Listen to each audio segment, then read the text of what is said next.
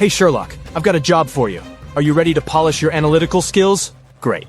Here you go. Yeah. Once Lily, a real estate agent, was showing a luxurious apartment to a wealthy family. The family liked everything about the apartment, but for one thing, the place had huge floor-to-ceiling windows, and they were worried someone could accidentally break the glass and fall out. Lily really wanted to sell that expensive apartment. That's why she decided to prove that the glass was unbreakable. She ran up to the window and hit it at full speed. The glass indeed didn't break, but Lily fell out of the window and was rushed to a hospital. How could it happen?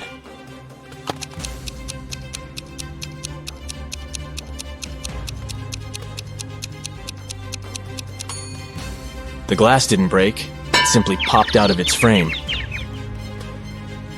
One day, Detective Morris decided to have a walk in the park. In the middle of his stroll, he got a call from his assistant. It turned out that a huge pile of plastic on the outskirts of the city had disappeared overnight. The detective rushed there, and guess what? The information was true. But the most bizarre thing? There were no tire tracks or any other marks around the place. But then, how could the thief transport so much plastic without using a vehicle? Suddenly, Detective Morris noticed some weird footmarks. Can you help the man understand who they belong to?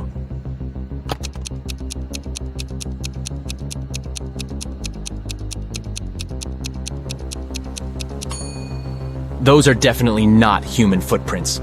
They might belong to an animal or some other creature. The case is getting weirder by the minute. Detective Morris was wandering around the city for hours looking for clues. Soon his assistant informed him about the disappearance of yet another pile of plastic. At the crime scene, the detective found the same footmarks.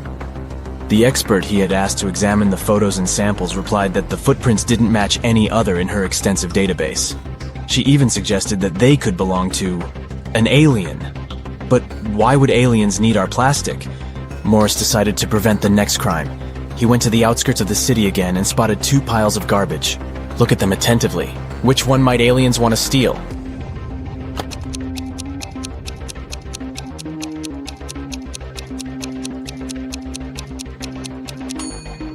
They will definitely go for the pile on the left. There's too much stuff made of iron in the right pile, but aliens are after plastic, so pile on the left it is. Detective Morris decided to catch the aliens red-handed.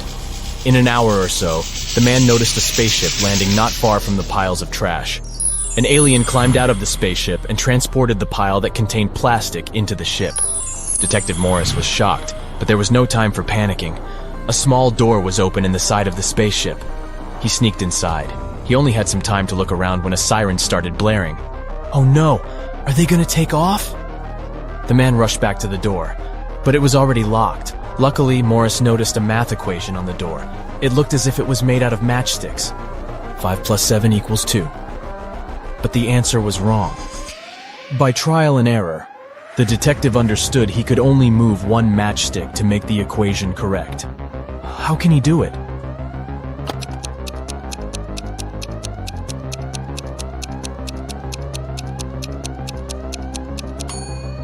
Detective Morris moved this matchstick and got 9 minus 7 equals 2. The door opened, and the man ran for his life. But the main question remained unanswered. Why did aliens need our plastic? Write your ideas in the comments below. Now look at these animals on the screen. A cat, a camel, a cheetah, a chicken, a crocodile, and a pig. Which animal doesn't belong here?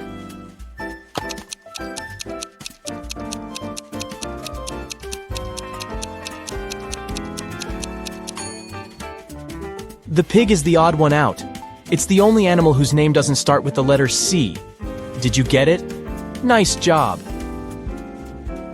Look at these 6 glasses.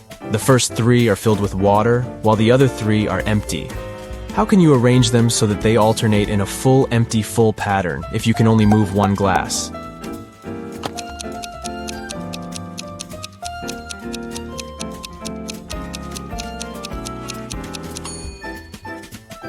Pick up the second glass and pour the water into the 5th one. Here you go. Now you have 7 guests at your birthday party, and your task is to figure out how to divide your very round birthday cake. into 8 equal pieces by making only 3 cuts.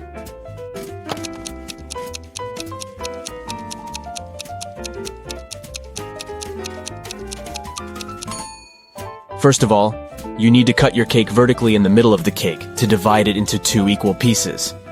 Repeat the same process, but this time, make a horizontal cut. Now you've got 4 slices. And the final third cut should go laterally across the cake. Voila! You've got 8 equal slices.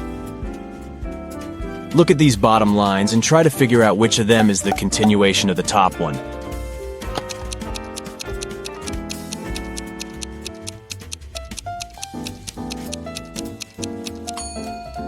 It's this line on the left, see? You've been kidnapped by an insane scientist who's going to test his new protective cream on you. After covering you with this lotion, which you absolutely don't trust, he offers you to choose one of the 3 containers he'll then throw you in. One of the containers is filled with radioactive waste. In the second container, there is an acid that can eat even through metal. And the third one is filled with lava from the largest volcano on Earth that erupted a year ago. Which container should you choose?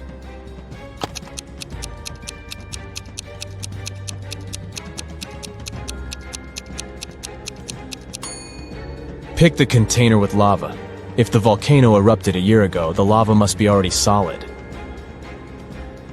Look at these prisoners. Can you figure out who came from the future?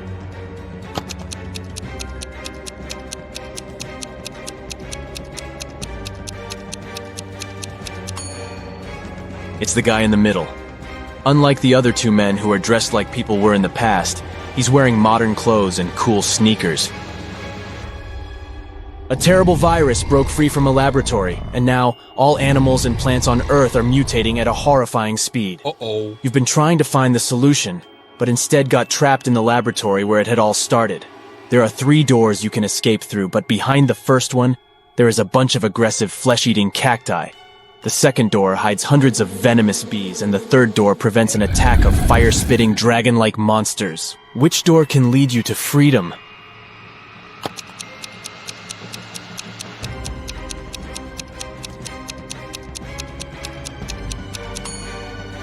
You can get out of there alive if you choose the first door.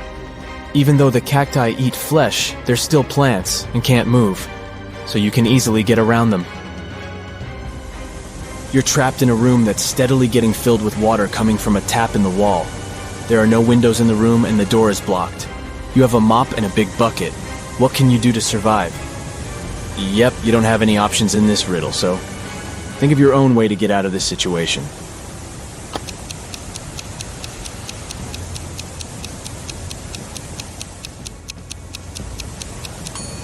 Your chances to stay alive are much higher than you might think. Just turn off the tap. Nathan came to visit his friend Zachary, who worked in a museum. Look what I've got. A priceless manuscript that was written more than 1,000 years ago. Zachary looked through the manuscript and realized his friend had been fooled. Does anything in this text strike you as strange? King Alfred V ruled the country from 1290 to 1320 before Common Era.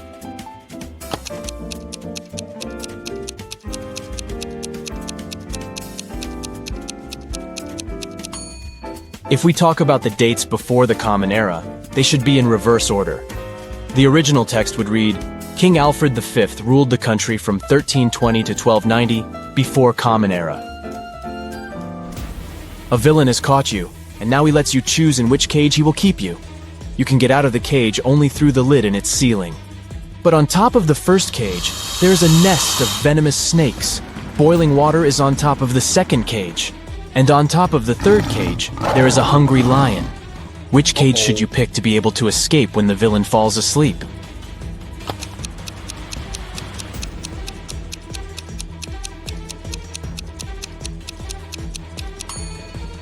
Choose the second cage because the water will eventually evaporate, and you'll get out of the cage without problems. You're locked in a small room without windows and just one door. To get out of there, you need to crack this riddle.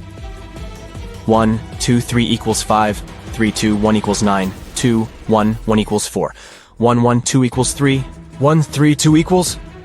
How fast can you get out of the locked room?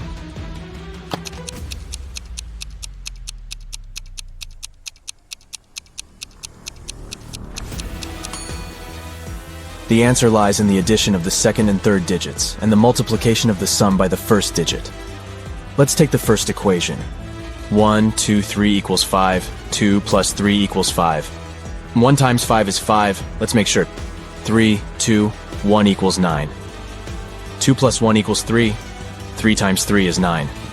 Then the answer we need is again 5. 3 plus 2 equals 5. 1 times 5 is 5.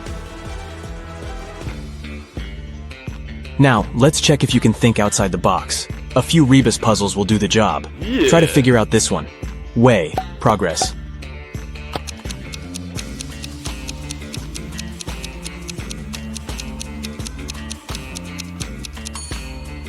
It means progress underway. How about this one? Noon. Good.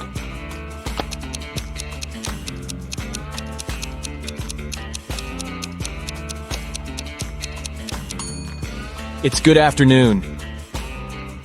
Pay attention to the arrangement of the letters. C, L, E, A, N. Do you think you can figure it out?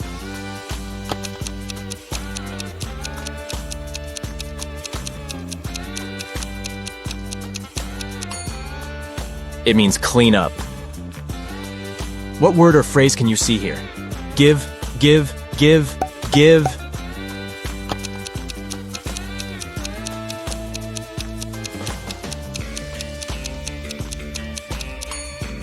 It stands for forgive.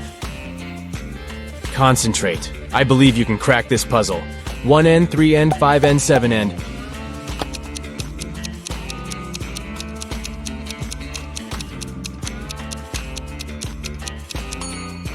This Rebus hides odds and ends. Try to figure out this one. Stay 4NCE.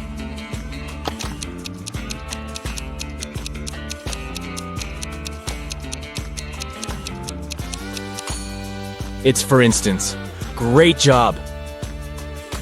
Mr. Carter, a rich man who collected antiques, asked Detective Morris to visit him. When the detective arrived, the collector said, "I've just got a precious statuette, but I need to go away on business for a week, and I'm afraid someone will break into my house." Of course, the statuette is insured, but still. Detective Morris had some other urgent things to do, but he promised to come back in the evening to figure out the solution. But when he arrived several hours later, Mr. Carter was in despair. I drove my sister to the doctor and was away for an hour or so. But when I came back, the statuette was gone. Detective Morris didn't believe the collector. Why?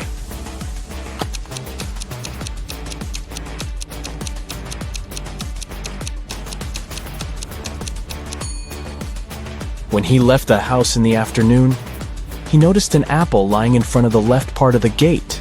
It's still there. But for a car to drive through, both parts of the gate have to be open. This means that Mr. Carter lied about leaving his home by car. Several gold bullion bars were stolen from a bank. The police had a few suspects. But when they arrived at the main suspect's house, they realized they had forgotten to bring a warrant. The man told them he wasn't going to allow them to search his house. "Come back with the warrant and we'll talk." An hour later, the police officers came back with the needed documents. They thoroughly searched the house and the garden, but didn't find the gold.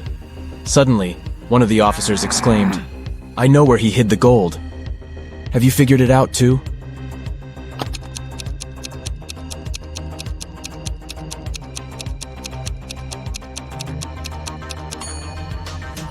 The gold is in the swimming pool. When the police visited the man for the first time, the level of water in it was much lower. A very famous painting disappeared from the museum. Later, the police managed to find it. But there was a problem. They found not one, but 3 paintings. Only one of them is original. The others are just copies. Can you help the police figure out which the original painting is?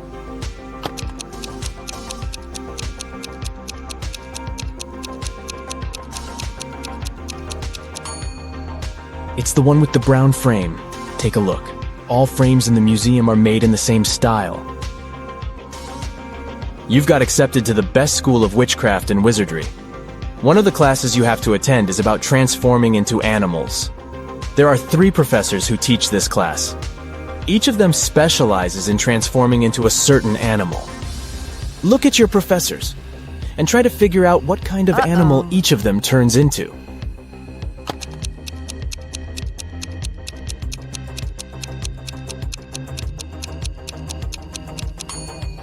Have you noticed that the first professor has a forked tongue?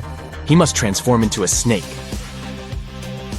The second professor has a lion's tail. It must be the animal she transforms into. And the third professor has bear claws. He must turn into a grizzly bear. I know something that will wake your brain up better and faster than coffee. Yep, it's time to find your magnifying glass. Oh my god. Look at this picture attentively. What's wrong here?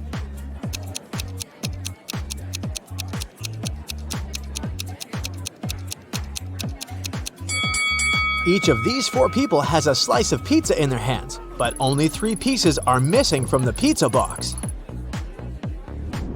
You have 3 jars that are all mislabeled. One jar contains apples, another contains oranges, and the third jar contains a mixture of both apples and oranges. You are allowed to pick as many fruits as you want from each jar to fix the labels on them. What is the minimum number of fruits that you have to pick and from which jars to correctly label them? Yeah.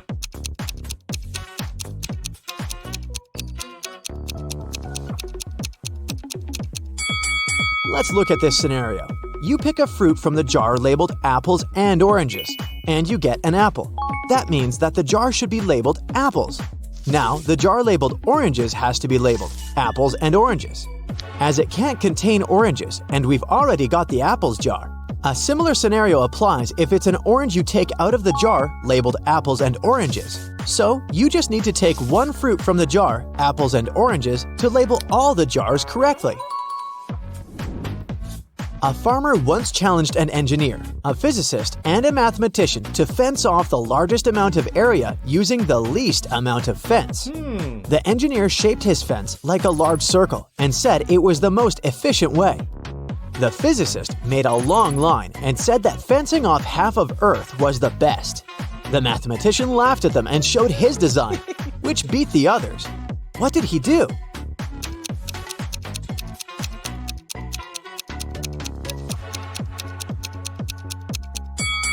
The mathematician made a small circular fence around himself and declared himself to be on the outside. Every day after work, Jack arrived at the train station at 5 p.m. His wife left home in her car to meet him there at exactly 5 p.m., picked him up, and drove him home. One day, Jack got to the station an hour early and started walking home. He was walking until his wife picked him up along the way. They got home 30 minutes earlier than usual. How long was he walking?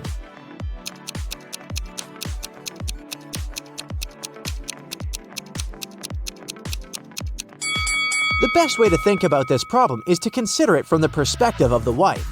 Her round trip was decreased by 30 minutes, which means each leg of her trip was decreased by 15 minutes. It means that Jack must have been walking for 45 minutes. Logan is a special agent who's trying to catch a notorious villain. After long months of investigation, he finds the criminal's headquarters. But the door is locked, which is not a surprise really. Logan sees a screen next to the entrance. He touches it, and the display lights up. It must be a riddle.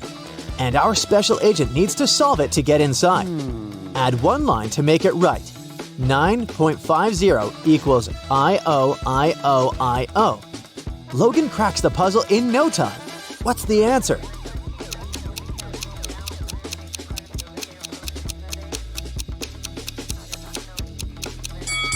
$9.50 equals I-O-T-O-I-O. Oh, yeah. The door opens and the man steps into a dark corridor. After walking for some time, Logan notices another door. A code lock again. The man also spots a calendar hanging on the wall.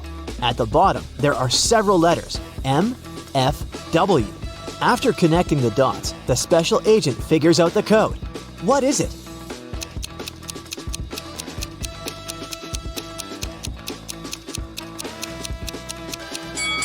It's 153. The letters stand for the days of the week. Monday, Friday, and Wednesday. Monday is the first day, Friday is the fifth, and Wednesday is the third one. Oh yeah. Look at these two families. Which one is fake? What do you think?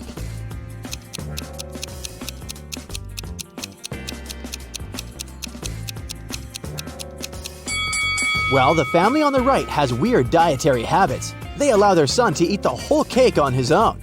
But maybe they just don't care about healthy eating. The family on the left, though, seems to be perfectly fine.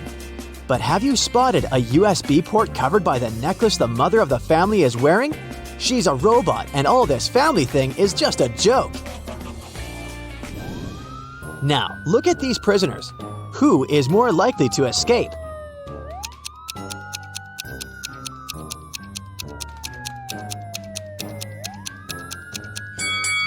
Huh, gotcha. Neither of them. The one on the right will be stopped by the prison guard, while the one on the left will end up face to face with these pretty unfriendly dogs. How about these girls? Which one lacks common sense?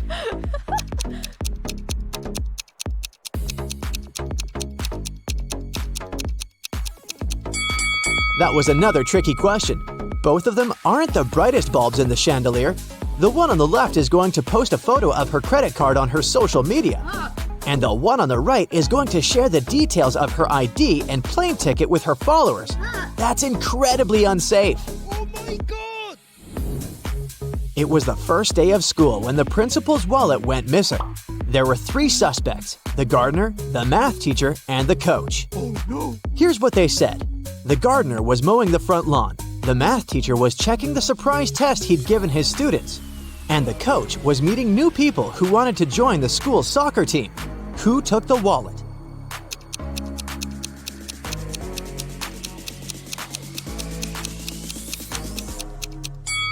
It was the math teacher. No one gives surprise tests on the first day of school.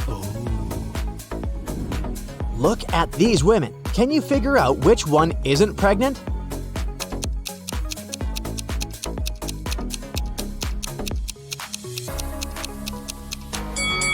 It's the woman on the right.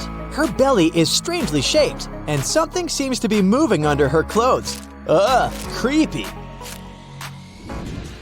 One day, the emperor asked his general what he should choose if he was offered either justice or a lot of gold. "I'd choose the gold," the general answered without hesitation. The emperor was taken aback. Oh. "I would have been disappointed even if this was the choice of a servant," the emperor said. "But coming from you, it's not only disappointing but also shocking and sad." But the general justified his answer to the enraged and hurt emperor without a problem. What did he say?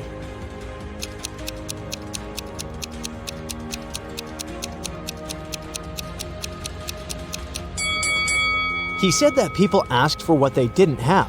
"Under your majesty's rule," he then added, "justice is available to everybody. But I am a spendthrift and always short of money. That's why I said I would choose the gold." The answer pleased the emperor, and his respect for the general was restored. The police arrived at a ski resort early in the morning. At night, someone attacked the manager of the hotel, and he was taken to a hospital, still unconscious. The police suspected 3 people, Laura, James, and Arthur, who had arrived the day before. The officers inspected their rooms, and here's what they found. Look at these things attentively and try to understand who attacked the manager.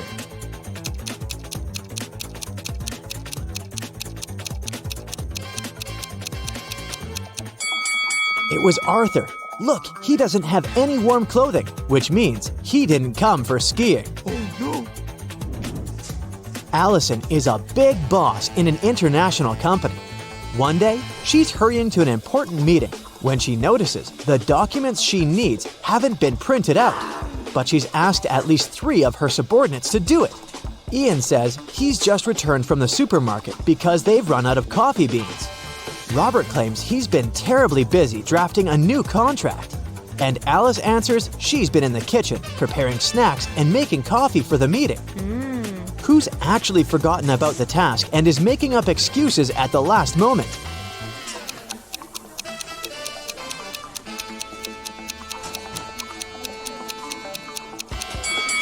It's Alice. There's no coffee in the office. Then how could she make it? Rich businessman Mr. Hudson had a serious disease and was staying at the best hospital in the city. He was treated with pills invented by a scientist working in that hospital. Mr. Hudson was feeling better and better and was getting ready to be discharged. But then, one morning, he was found in critical condition. The police had 4 suspects: the cleaner, the businessman's nurse, his assistant, and the scientist. The cleaner said that Mr. Hudson liked when his room was tidy, so she came every day to clean it. The nurse said that she gave Mr. Hudson's injections every morning, and they had even become friends. The scientist was very upset. His disease was complicated, but we've made such progress. And today, this happened. And the assistant answered that her boss asked her to bring his favorite sweets every day. And she did just that. Can you figure out who caused the worsening of Mr. Hudson's condition?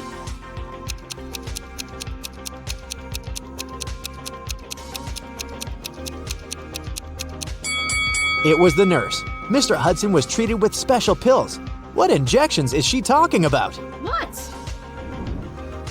Harrison was walking home when someone threw something at him and knocked the guy out. When he came round, he found himself in a room with 4 doors and a tiny window. Harrison opened the window, but it was too small for him to squeeze through. Suddenly, the guy spotted a piece of paper lying on the floor.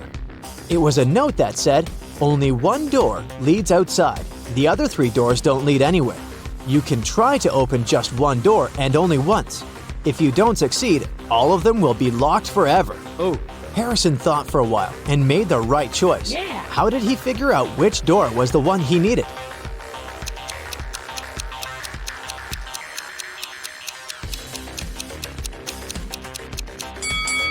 He opened the window. This created a draft. The guy checked the keyholes and felt some cool air coming from one of them. It was the door to freedom.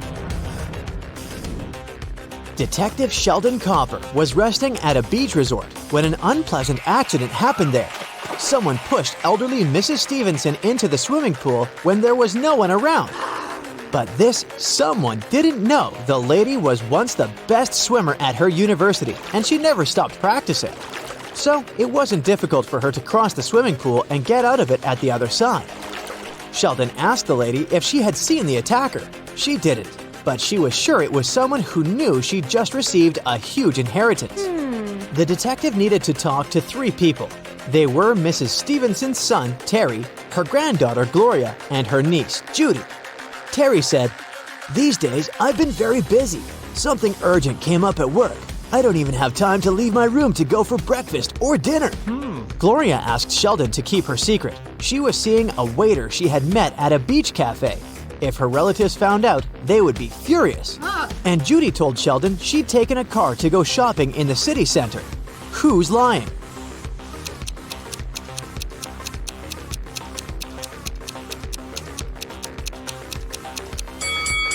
Terry.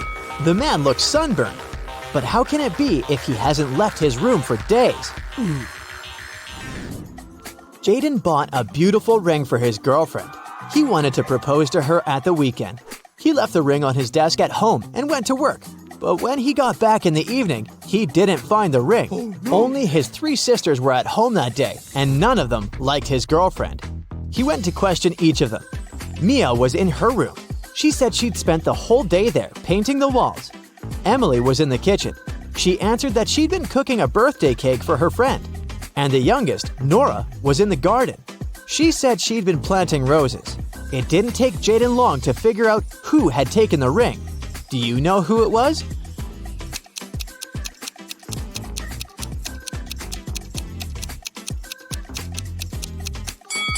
It was Nora. She looks too tidy for a person who was supposedly spending the entire day in the garden. What? Plus, she doesn't have any gardening tools.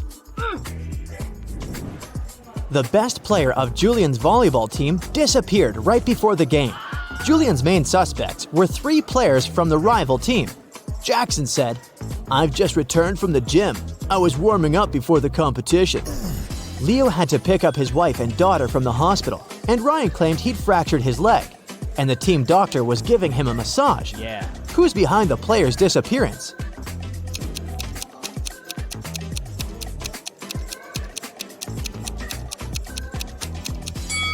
It's Ryan. Getting a massage when your leg is broken? Really? Can you figure out the answer to this Rebus riddle?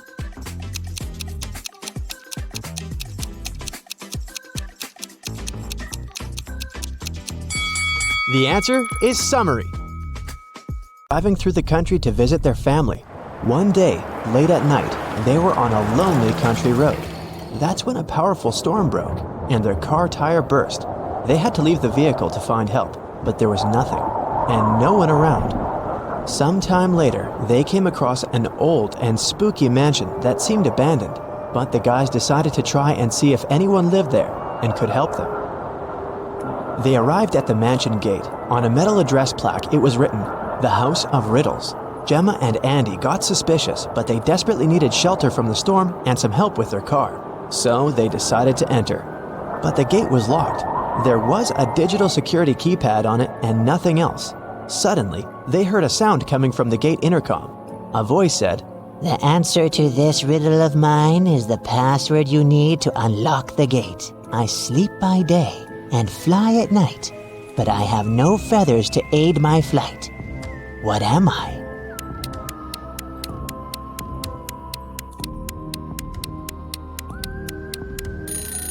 "That's a bat." When the guys arrived at the door, they saw there was something engraved on it. "Stop right there, wanderer. Don't knock on the door just yet. For if you knock more or fewer times than you should, that you're gonna regret. Here's your second riddle. I am an odd number, but I become even if you take away a letter. What am I?" Gemma and Andy realized that the number equaled the number of times they had to knock on the door for it to open. Can you help them figure out the correct number?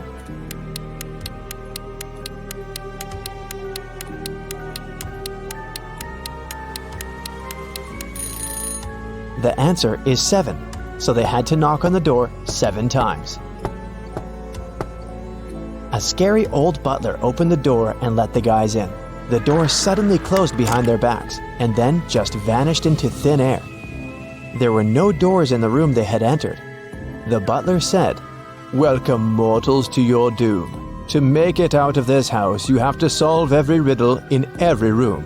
If you can't, you'll stay in this place forever. Here's your riddle for this room. Which bride is marrying this groom?" If they managed to figure out the answer, a door would appear. If they could not, well, too bad.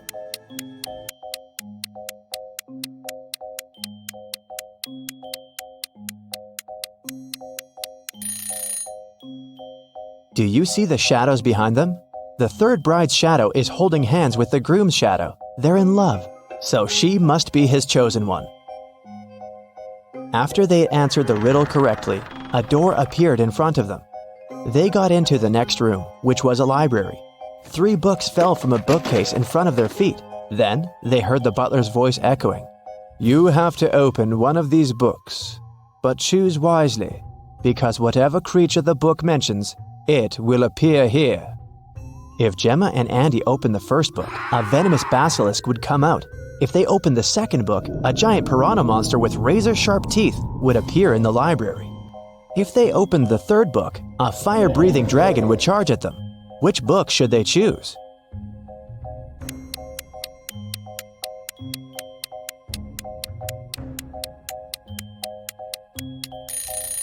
Since the giant piranha is a water creature, it can't survive on land, so the guys should choose the second book. The library door opened, and they walked into the next room. It turned out to be a dining room. A large mirror covered one of its walls, yet the reflection of the room in the mirror had some differences from the real room. Can you spot them?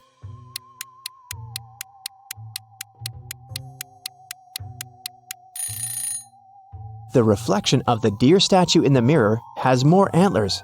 In the reflection, you can see someone hiding behind the curtains. But there's no one besides Gemma and Andy in the room. And lastly, in the mirror, one of the plates on the table is different from the others. But in the real dining room, all the plates are the same. Gemma and Andy felt very hungry. Thankfully, the next door that opened led them to the kitchen. There were 3 different chefs inside. The first chef was a zombie, the second one was a vampire, and the third chef was human. Each of them was holding a pie in their hands, but only one pie was safe to eat. Which one?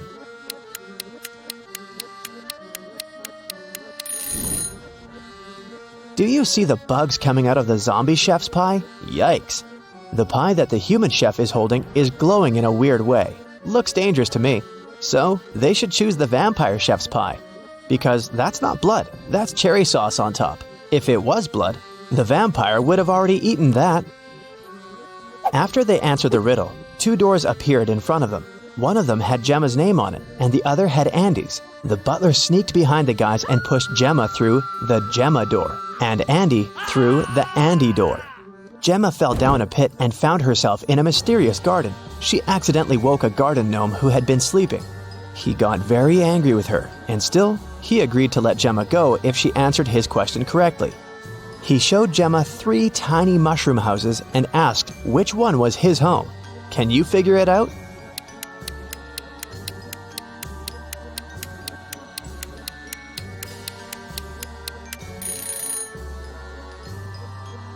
Do you see the flower on the gnome's hat? The door handle of the second mushroom house handle is the same flower, so that must be his home. Andy, on the other hand, fell into a magical dungeon. The dungeon guard was an ogre, and he looked very pleased to finally have a prisoner. Yet he agreed to let Andy go if the guy chose the correct magical portal to escape. 2 magical portals appeared in front of him. Each of them led to a room. Andy had to stay inside the room of his choice for 5 minutes. The first room was full of poisonous gas that would knock him out in 4 minutes, and the second room was filled with water. If Andy opted for this room, he would have to be chained to the floor with the water rising really fast. In which room can the guy survive? Andy should choose the first room. He should take a breath and try not to breathe for a minute. After that, he'll have to wait for 4 minutes for the door to open, and then he can escape. Tomas was washing a window on the 24th floor of a large office building, and suddenly he heard someone screaming. The guy looked outside and saw a lady falling from the 30th floor. But in 5 minutes, the woman was standing on the ground, totally unharmed. How did she survive?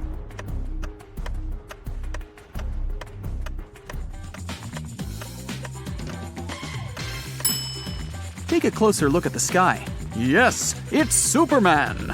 He saved the lady. Look at the picture. What's wrong here?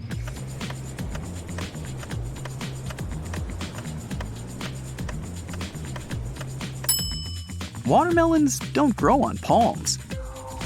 Twin brothers Stan and Ken had been working hard. They wanted to collect money for their mother's anniversary. Unfortunately, they didn't manage to save enough to buy her the car of her dreams. The brothers were very upset and agreed to go shopping the next day and pick another gift. At night, Ken couldn't fall asleep because he got a genius idea. While his twin was sleeping, Ken secretly took all their savings and headed to a casino. It was his lucky night. He tripled the sum. In the morning, Ken put all the money back in the box and fell asleep. Stan woke up, opened the box, and immediately realized that Ken had touched their savings. He didn't even need to count the money to understand that. How did Stan figure it out?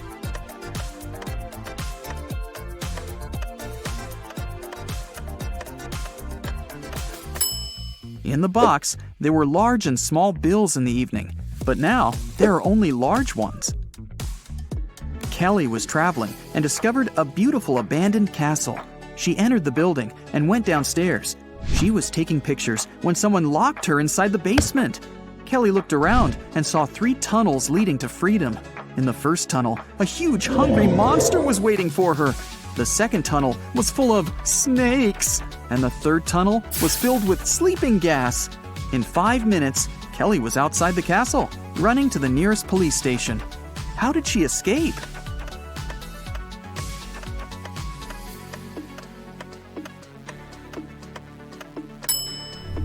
She used her headband as a mask and ran away through the third door.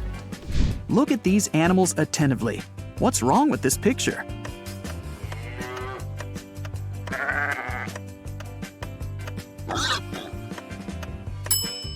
This little guy on the left is listening to music. 2 sisters went on a hike. Each of them took a box of matches. Nellie put her matches in a bag together with toothpaste, and Shelley decided to store her matches in a bag with nail polish.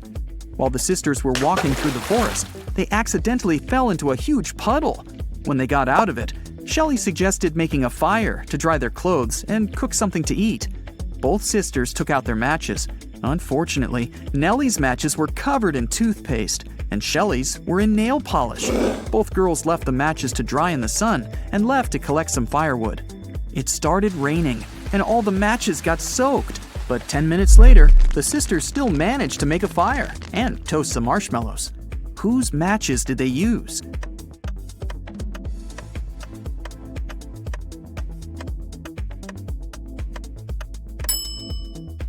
They used Shelley's matches. The nail polish dried and made them waterproof. If you don't keep it, it'll break. What is it?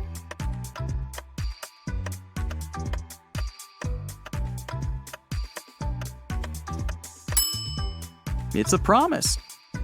Susan was asked to describe her sons. She said, "They're all redheads but 3, all blondes but 3, all brunettes but 3, and all pink-haired but 3. How many sons did Susan have?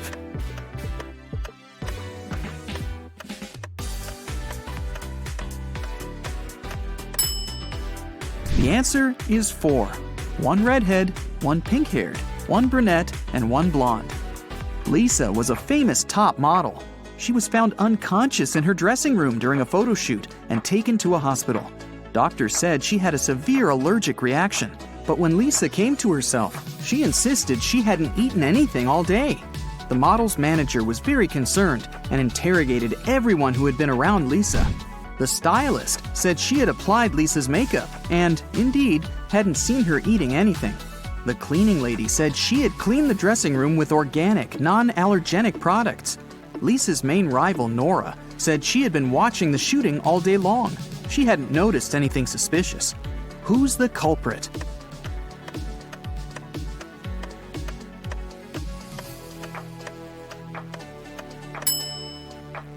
It was the stylist. Lipstick was the only thing Lisa could have swallowed that day. Look at the pictures. Which of these people is a risk taker?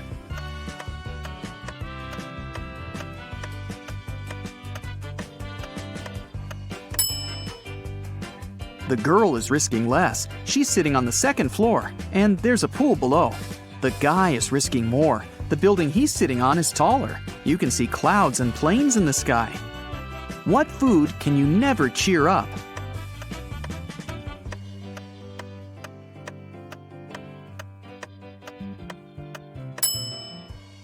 A blueberry, because it's always blue.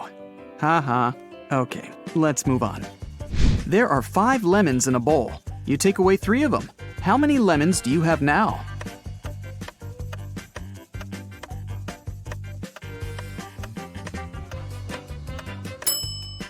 Well, you have the 3 lemons you took.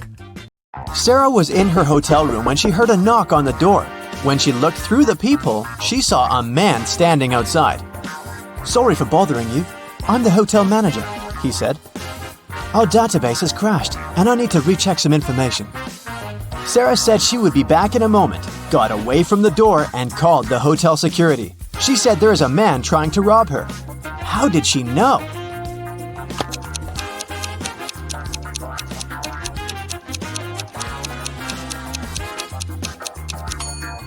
Look at the man's name tag. It's a female name.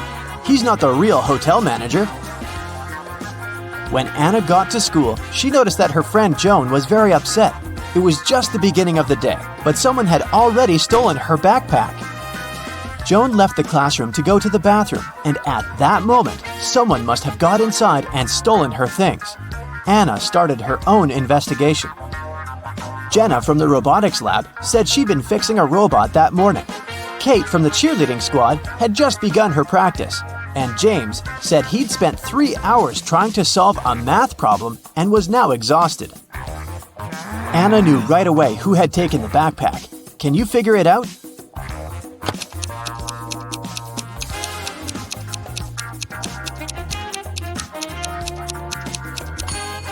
It was James. The school day had just started. How could he have been there for 3 hours already? On a beautiful morning, Michael and Christina went on a hike. At some point, they saw a river they had to cross. Both of them needed to get to the other side. However, the boat could only make one trip back and forth and take one of them at a time. Still, both of them managed to get across. How?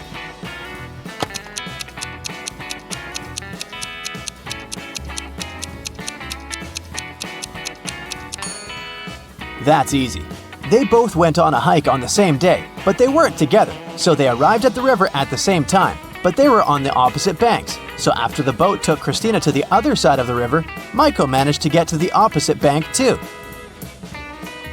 At a party, there were 9 candies in a box. 9 people took 9 candies, but 1 candy was still in the box. How could that be possible?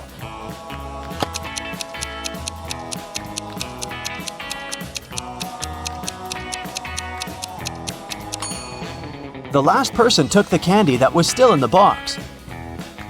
When the day after tomorrow becomes yesterday, then today will be as far from Sunday as the day it was today when the day before yesterday was tomorrow. Which day is it?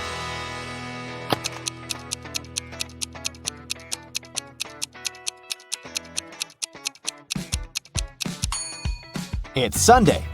Look, the day after tomorrow becomes yesterday on Wednesday. The day before yesterday was tomorrow on Thursday. And Wednesday and Thursday are equally far from Sunday. Susanna was walking down the street when she saw a dog. It looked like the dog had just run away, so she picked it up and started searching for its owner. She walked into a co-working space. There were 3 people there. Susanna knew immediately who the owner was. How did she figure it out?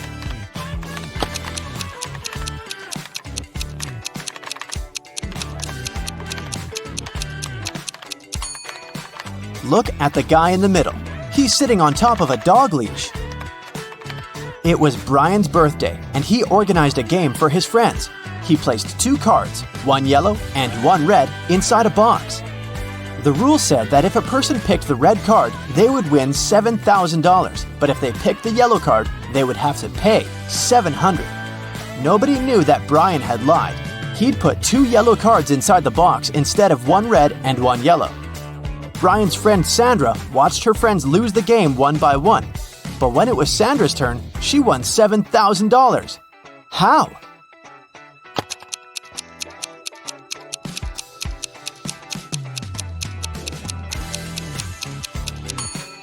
When it was her turn, she picked one of the yellow cards, not showing it to anyone.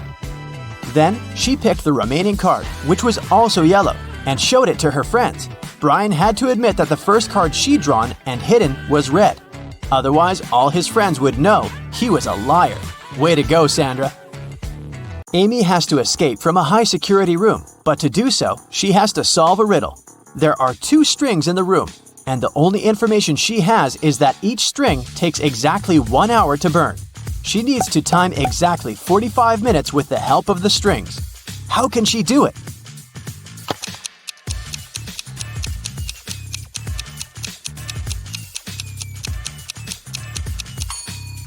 Amy should light both ends of the first string and one end of the second string. In 30 minutes, the first string will burn completely since it'll burn twice faster with both ends on fire. Then, she should light the second end of the second string. At that time, the second string will have 30 minutes left to burn. But by lighting its other end, Amy will make it burn in 15 minutes. Voila! 45 minutes measured.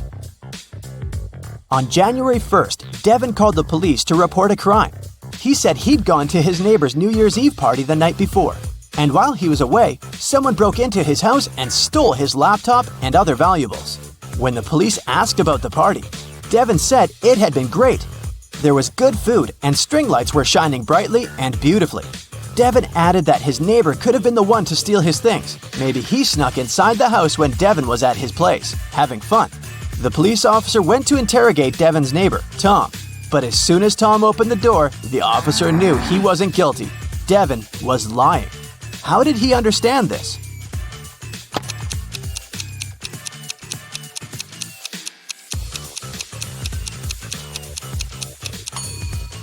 Look at the string lights on the tree. They're missing 3 bulbs. It means they couldn't be working the night before. Devin is lying. Matthew was on an expedition to the South Pole. He had been exploring the area for days when a storm began. Looking for shelter, he managed to find 2 caves. In the first cave, there was a very hungry-looking polar bear. In the second cave, the air was filled with toxic gas. Which cave should he choose?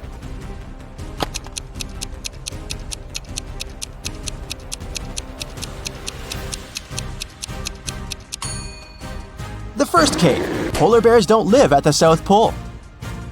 Jerry has an apple tree. The number of apples on his tree doubles every week. 30 weeks later, the tree is completely covered in fruit. Can you guess how many weeks the tree will need to become covered in oranges?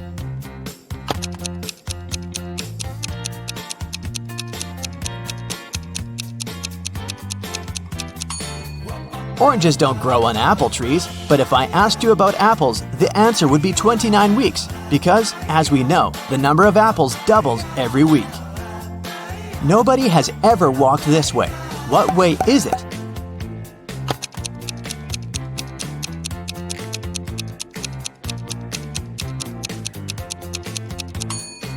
The Milky Way. Dave was held in a 150-foot high tower of an ancient castle. In his cell, there was nothing other than a pair of scissors and a 75-foot-long rope. Despite this, when the guards came to check on him the next morning, they saw he had managed to escape. How did he do it?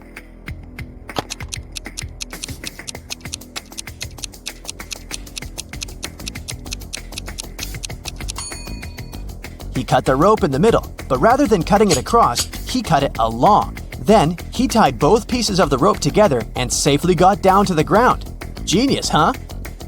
On the outskirts of the town, there was a haunted house. A group of friends decided to check it out. They went there at night, but as soon as they got there, one of the friends, John, refused to go inside and tried to stop the others. But they just laughed at him and went inside, leaving him behind. There were several terrible crashing sounds coming from the house. And then everything went still. John never saw his friends again. How did John understand that there was something seriously wrong with the house?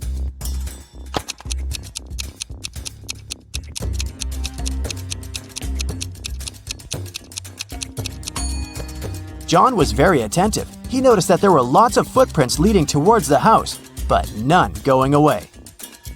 Rachel was in her office when security called her, saying there was a robber in the building and he was trying to escape. She ran to the elevators to get outside.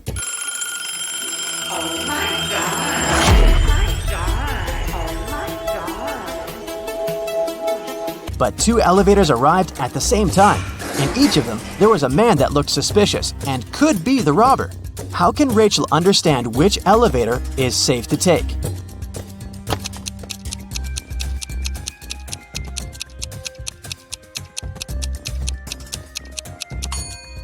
The one that's going up.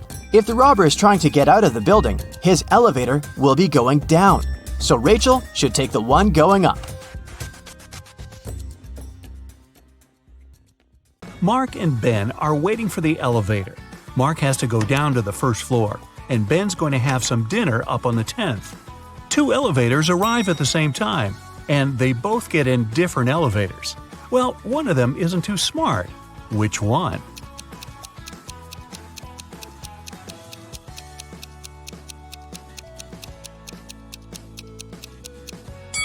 It's Ben. He needs to go up, but his elevator's going down. You're chilling watching TV when you hear the doorbell. You aren't expecting anyone, but you go to the door anyway and open it. There's no one there, just a basket of candies and a letter. The letter says, "Dear Charlie, thank you very much for your help.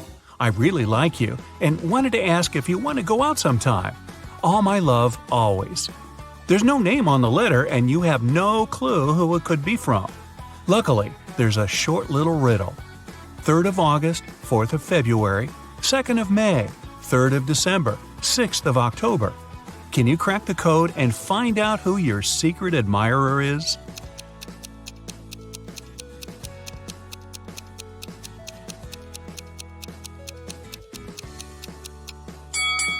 The 3rd of August means the 3rd letter in August, which is G. The 4th letter of February is R. The 2nd letter of May is A. The third letter of December is C, and the sixth letter of October is E. So, your secret admirer's name is Grace. Do you even know anyone named Grace? You open your eyes and find yourself in a dungeon. There are a couple of torches around to light the room up a bit. You walk over to the door and try to open it, but of course it's locked. There's 3 buttons on the right side of the door, a red one, a purple one, and a yellow one. One of them will set you free, and the other 2 will lock you in forever. But you're lucky. There's a hint. NTEROWLUTPPB. Buy a vowel, will ya? Which button should you press to escape?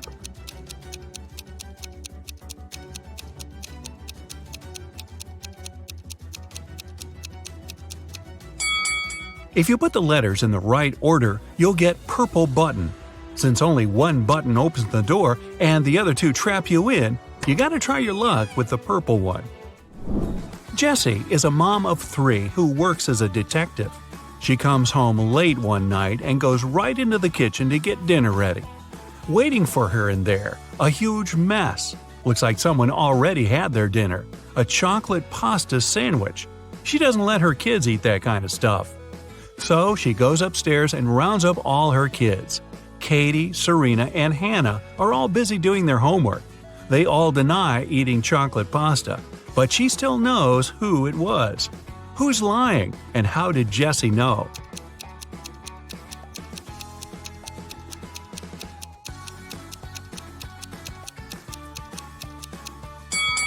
Back in the kitchen, the knife's on the right-hand side of the chocolate pasta. That means the person who made the sandwich is left-handed. She has only one left-handed kid, and that's Hannah. You get lost in the forest, and you end up wandering around the whole day. Finally, at sunset, you come across a small and spooky house. Looks like a witch lives there. You have no other choice, so you go in and ask her to show you the way out of this crazy forest. The witch agrees, but on one condition. You have to play a game. If you answer correctly, she lets you go. If you make a mistake, you have to stay with her forever. Here's the question. You have something that's yours. You barely use it, but others use it a lot. What is it?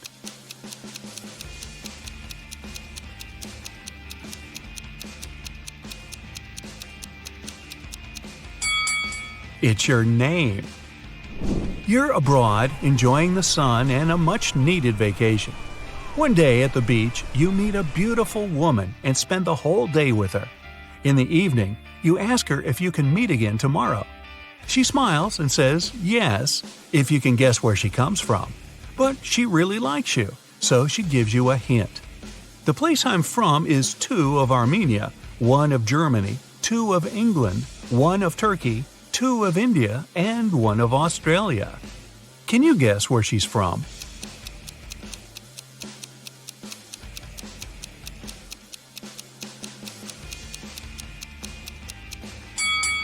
Two of Armenia means you have to take the first 2 letters of the name Armenia, A-R. The rest are the same. 1 of Germany is G, 2 of England is E-N, 1 of Turkey is T, I-N from India, and A from Australia. Together, they make Argentina. That was a lot of work. She better be worth it. You're wandering in a different forest and you come across a picnic. They're all witches. You try to hide before they notice you, but uh-oh. What do they want? Actually, they're pretty chill. They just need a little help. There are 8 of them, and one of them celebrating her 999th birthday. They've got a birthday cake, but there's a problem. And no, it's not that there's too many candles and too little cake. Their magic knife can only make 3 cuts, and they can't figure out how to cut the cake into 8 pieces. Can you figure it out?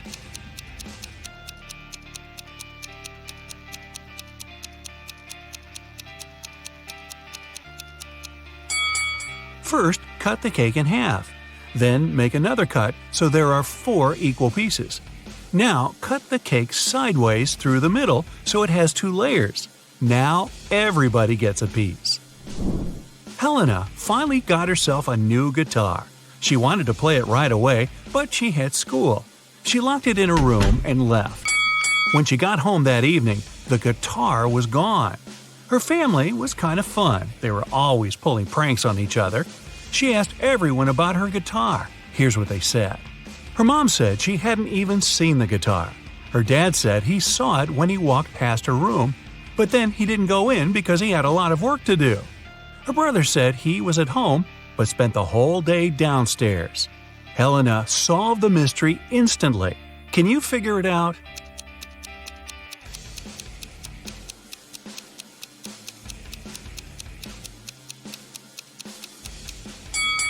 Her dad's lying. He said he saw the guitar while walking past her room, but that would be impossible. She locked the door on her way out. Mrs. Miller left the house and put a $100 bill in the dining room for her son. But the son said he never saw the money. There were 3 other people in the house that morning: Stephen, the gardener, Bill, the cook, and Molly, the housemaid. Steve said he saw the money, but he's an honest man. He'd never take it. Bill said he spent the morning in the kitchen and didn't see the money at all. Molly said she had to open the kitchen window, but didn't want the bill to fly away. So she put it in this book between pages 35 and 36. Can you tell who's lying?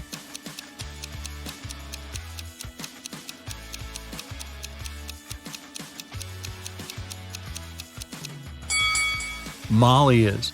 She couldn't have put the money between pages 35 and 36. They're 2 sides of the same page.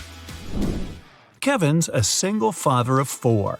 He was working late one evening and got a call from a neighbor. The neighbor just saw one of his daughters walking around with her friends in a totally different neighborhood.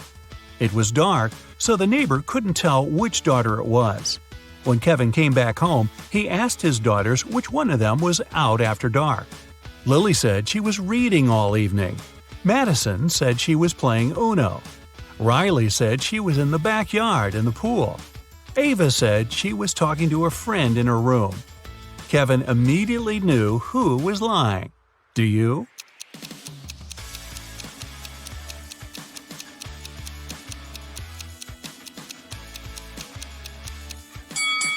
It was Madison. She couldn't have been playing Uno by herself. She's hiding something. Josh was walking in a forest at night and came across an old castle. He was curious, so he found a way in and started walking down a corridor. Pretty soon, he met 3 people. They said they were 2 werewolves and a vampire. They wanted to keep Josh in there forever, but in the end decided to give him one chance to get away. He had to guess who the vampire was.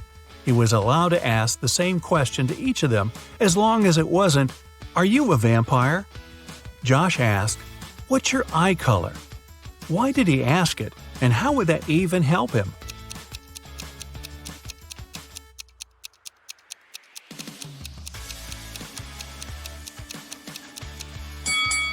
Vampires don't have a reflection in the mirror and don't show up in photos. The vampire probably wouldn't know what color eyes it had. Bonus time! Can you think of any other question that Josh could have asked those 3 guys? How well do you know your vampires and werewolves? Jack is in a cold cell. There's only bare ground under his feet. In the cell, there's one window, but it's impossible to escape through because it's located too high. There are no stairs and no chairs, just a shovel. Jack has no water and no food. He needs to get out of there in 2 days. But he can't dig a tunnel since the walls are too thick and go deep underground. Jack will get exhausted long before he digs his way to freedom. So, how can he escape?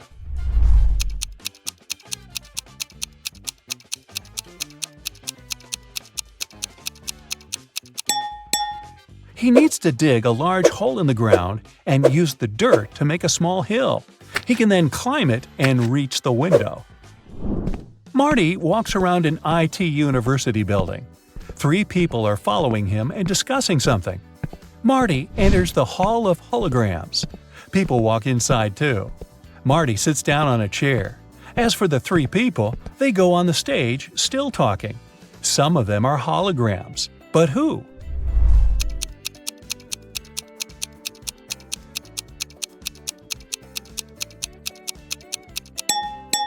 This guy has a flashing nail on his right index finger.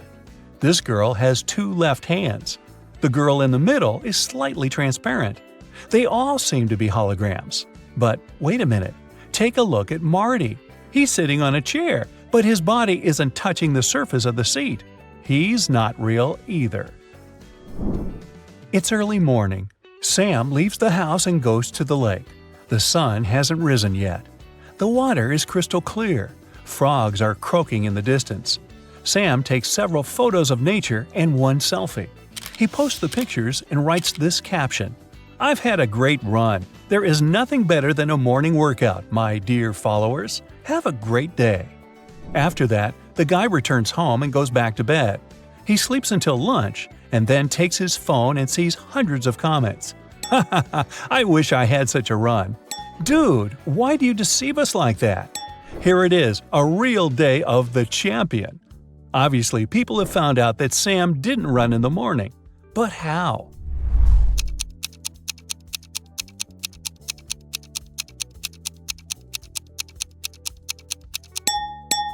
He wrote that he had just had a run, but his face isn't red and he isn't sweaty at all. There are 4 different countries on one distant continent. Each of these countries has its own emblem with one simple symbol. The same number of people live in each of the countries: 9 ordinary citizens and 1 monster. 1 queen, 1 king, and 1 prince. 2 jesters sometimes drop by these kingdoms. What is this continent?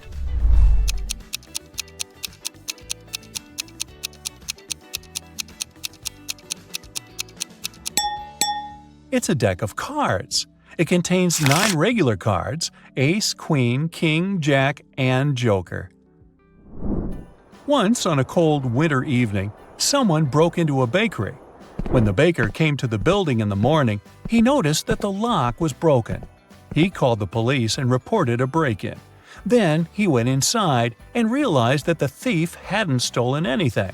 At that moment, the police arrived. The baker told him that the place hadn't been robbed, but a police officer inspected the room and declared that someone had still broken the law. What happened there?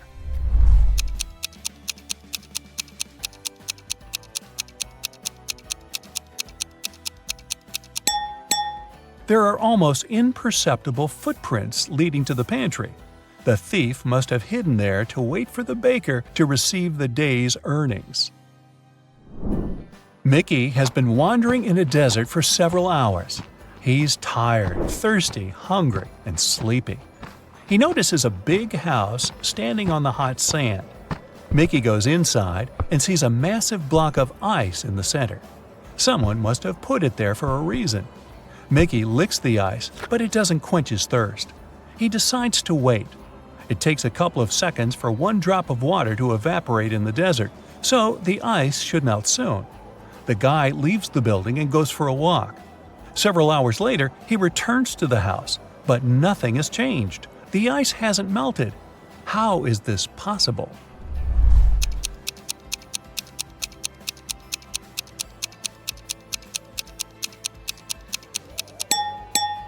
There are air conditioners on the ceiling. They keep the temperature in the room low and prevent the ice from melting. Florence, Anya, and Margot are walking along the beach, telling one another about the past week. All the girls look wealthy and successful, but several people are taking photos of them. It means that at least one of these girls is a celebrity. But who?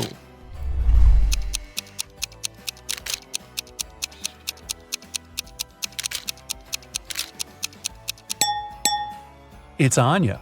Look, that guy is wearing a t-shirt with her face on it. Marcus is leaving a large shopping mall. He pulls his phone out of the pocket and accidentally drops it. Oh no, the screen is cracked.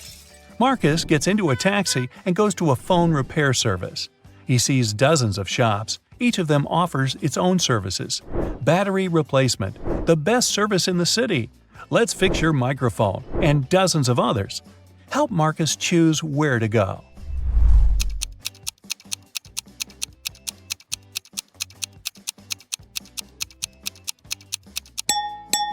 Do you see a small store with the "We can change the screen glass" sign? This is what Marcus needs. Somewhere at sea, a huge ship is traveling. People on the deck are having fun, speaking, drinking cocktails, eating delicious food, enjoying beautiful seascapes. This is a passenger liner. It doesn't have any secret mission. The passengers are ordinary people with ordinary jobs. They discuss the weather, new theater plays, music, books, and travel destinations. They all seem to be intelligent and educated. The strange thing is that no one takes any photos and posts them on the internet. Okay, the internet may not be working so far from the shore, but why don't they take selfies?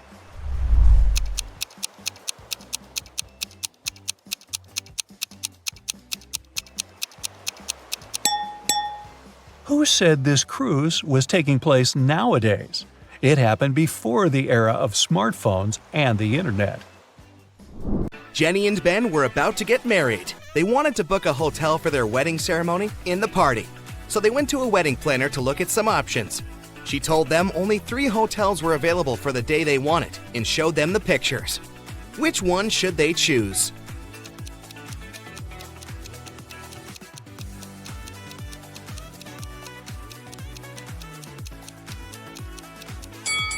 Take a closer look at the 3rd floor windows of the first hotel.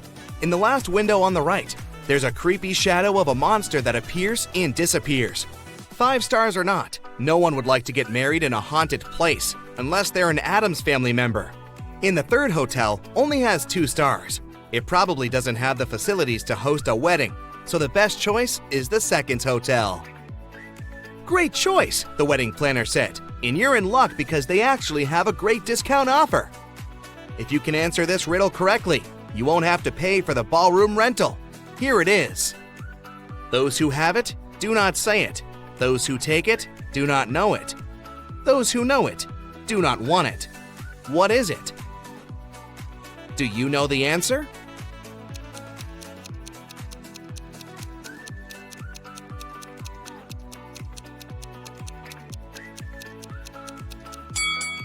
It's fake money. The next day, Ben and Jenny went to the hotel to pick the best ballroom for their party. The hotel manager took them to 3 different rooms where they could host everything, from the ceremony itself to the dinner and after party. Which one should they pick?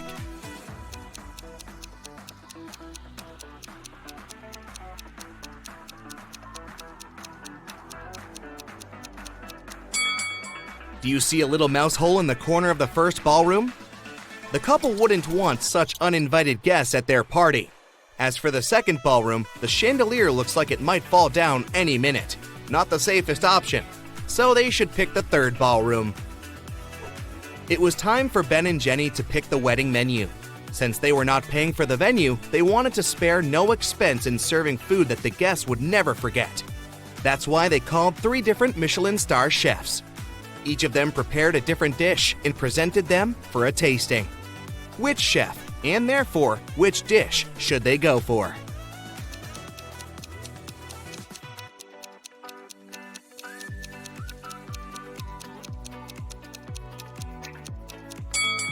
Even though the dish the 2nd chef made looks perfectly fine, do you see a rat's tail hanging from his chef's hat? There must be some ratatouille situation going on there. So that's a pass. The 3rd dish looks like spaghetti, right? Well, look again. Those are actually very thin snakes. Exotic flavors might not be the best option, so they better go with the classical burger that the first chef made. Before they made their wedding vows, Jenny had to say yes to a dress. So, she went to a couture store to check their wedding gown collection. She explained to the designer the style of the dress she wanted for her ceremony. The designer said he had just the perfect gown for her and would bring it to her if she answered his riddle correctly. He asked, if a gown takes an hour to dry, how many hours will it take 6 dresses to dry?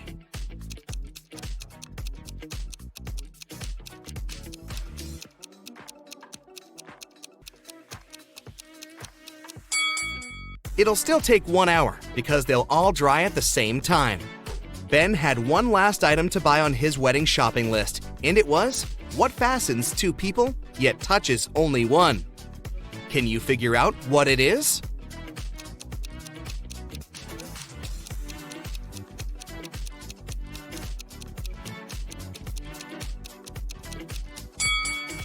It's a wedding ring, of course. Ben headed to a jewelry store to get something blue for his bride. The store owner showed him 3 different wedding rings with blue gemstones. Which one should he buy?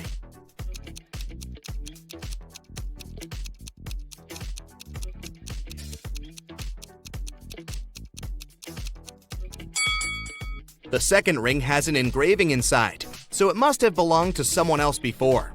The gemstone on the third ring has a tiny crack in it. That can only mean it's made of glass or even plastic. So, Ben should buy the first ring with a sapphire. Next, Ben and Jenny were going to send out invitations. One print shop offered them 3 different versions of invitations. Which one should they choose?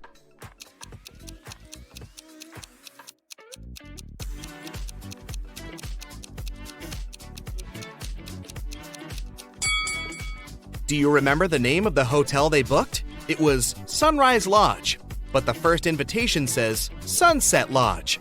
So this one won't do. And on the third invitation, their names are printed as Benny and Jen.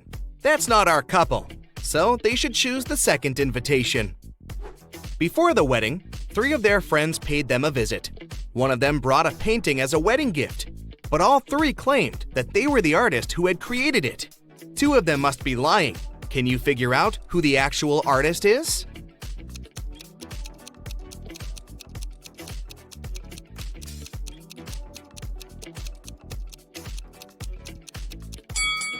Take a look at the signature on the painting.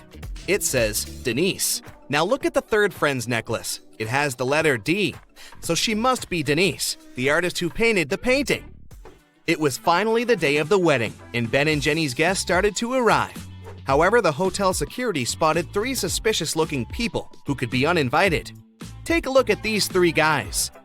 Can you tell which one is not supposed to be at the wedding?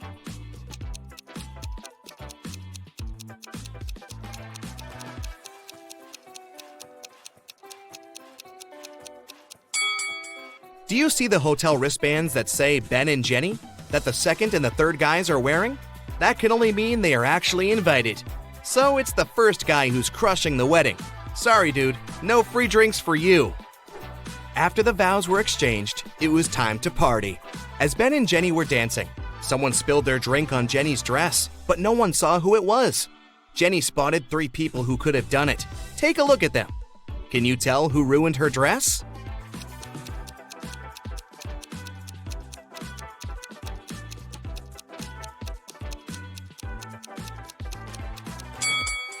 The first guy has spots on his shirt that resemble stains from the spilled drink, but they are actually part of the pattern, so it can't be him. The third lady looks clean, but the hem of the second lady's skirt looks dirty, so it must be her who did it. After the ceremony ended, Ben and Jenny wanted to take a photo to capture the moment forever. But take a look at it. There's something strange about it. Can you spot what it is?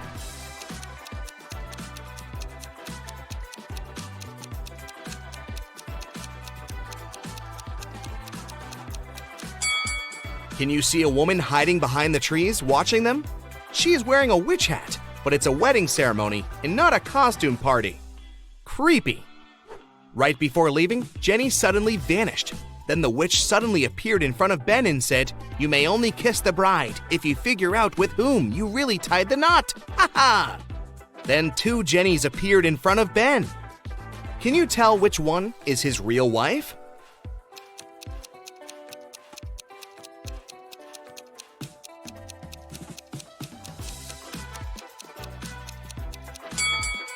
Remember the wedding photo? The Jenny on the left is the real one because her tattoo is on the same side as in the photo. Now that Ben and Jenny's wedding was over, phew, it was time for them to pick a honeymoon destination. They went to a travel agency to book a tour. The travel agent offered them 3 different holiday destinations: Ibiza, Cannes, and the Caribbeans. Which one should they go to?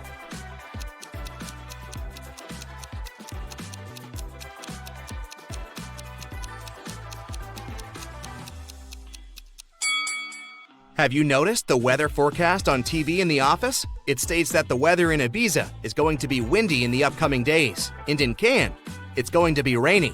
So they should pick the Caribbeans and enjoy the sun. The travel agent said she could upgrade their plane tickets to business class for free. It would be her wedding gift to them. But they had to crack this riddle. What can travel around the world while staying in a corner?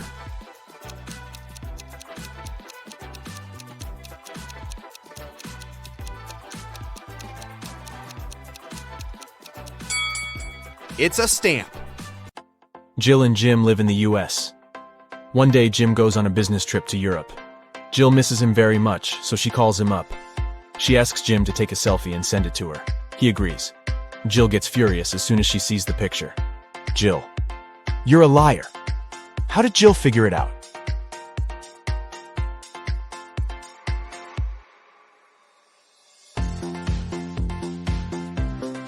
Europe and the US are in different time zones, but in Jim's photo, it's noon.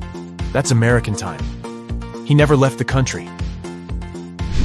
Can you find a zombie in this picture?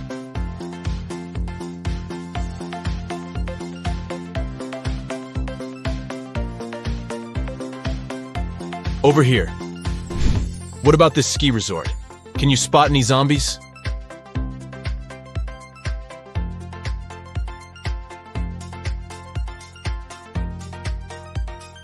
Hello?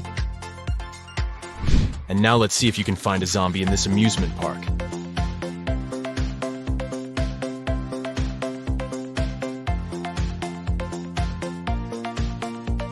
It's hiding over here. The biggest bank in town was robbed last night. The local police investigate this case and find 2 suspects. They go to search their houses. The officer sees a clue and figures out who the criminal is. How did he guess?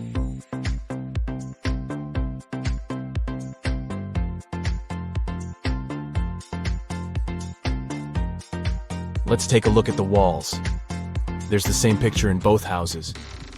But this one is hanging upside down. There's probably a stash behind it. Busted. A teacher has 21 colored pencils.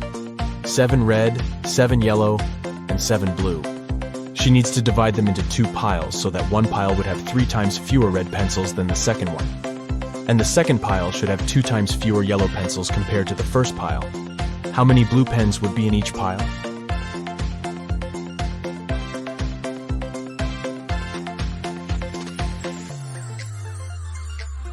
Zero. The teacher had 21 pencils, not pens. Can you rearrange these crayons and make 4 triangles? To solve this mystery, you gotta think outside the box.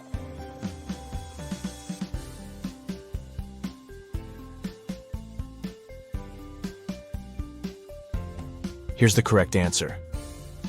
Let's make the task a little harder.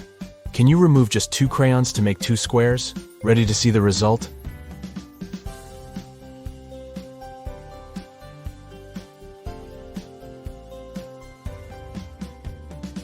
There you go. Donna goes to a supermarket and spots something weird. 2 of these women are pregnant, but one of them just stole a watermelon. Can you guess who?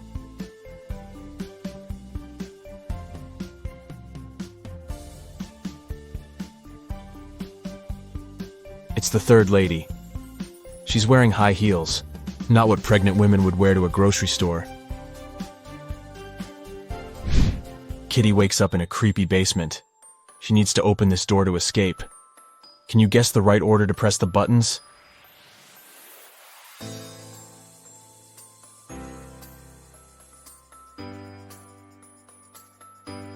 Kitty needs to make the word unlock from the first letters of each emoji. Therefore, she should press the buttons in the following order: unicorn, nose, lobster, onion, cactus, kiss, and voila. Today is Cassie's birthday. She brings a cake to work to celebrate with her colleagues, Stan, Gemma, and Rosie. Cassie unpacks the cake in the office kitchen. Suddenly, Granny calls, and Cassie goes outside to talk to her. After a while, Cassie returns and finds her precious birthday cake on the floor. She questions everyone. Stan says, "I was sending an important email, so I didn't look at the kitchen.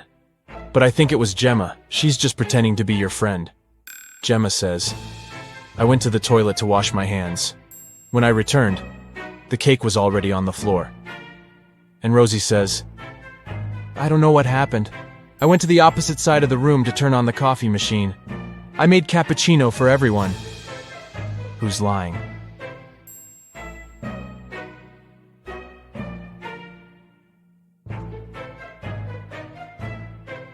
The coffee machine is off, and all the coffee mugs are empty. Therefore, Rosie lied. She was busy doing something else while Cassie was away. Detective Bold is having lunch at his favorite cafe.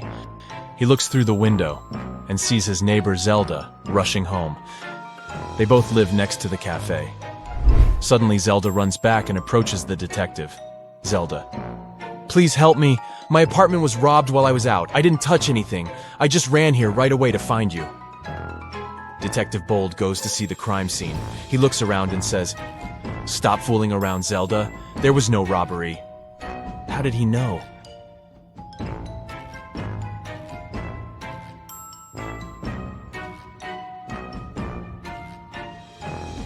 Take a look at this umbrella. Zelda carried it with her when she was rushing home, but she told the detective that she didn't touch anything at the crime scene. She just threw her stuff around the room to make it look like a robbery. Take a look at this fancy group of people. One of them is a real vampire. Can you guess who?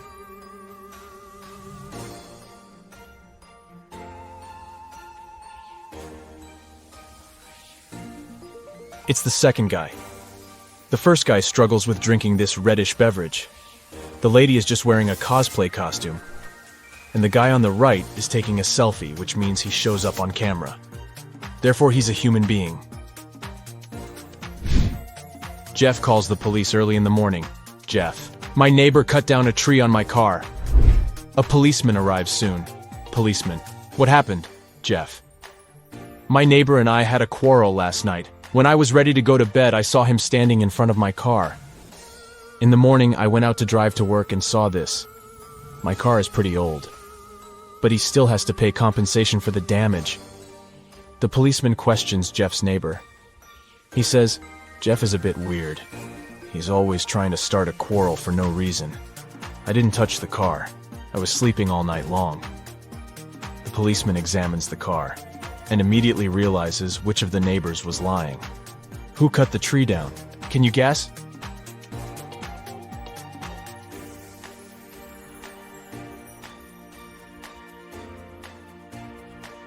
Jeff. He cut down the tree with this axe and then tried to put the blame on his neighbor to hit him up for money. Mike is an astronaut. His team consists of 2 other people. They're twins, Rob and Bob. They go to Mars for a month to study the local life forms. Time flies by quickly, and today they have to return to Earth. Mike goes to say hi to his little crew, but he finds 6 identical people in the spaceship. Mike realizes that the Martians can take any shape. Whom should he take back to Earth?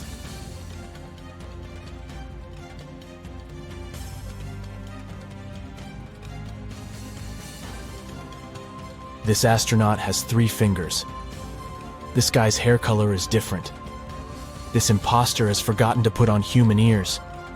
And this guy has different eye color. So the real Bob and Rob are over here. What's wrong here?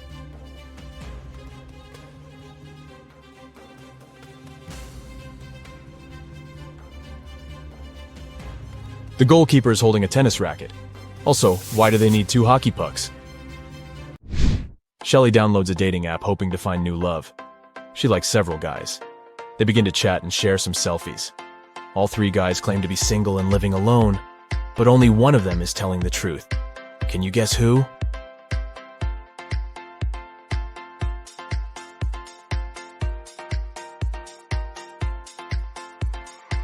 The first guy sent Shelley a selfie from his bathroom.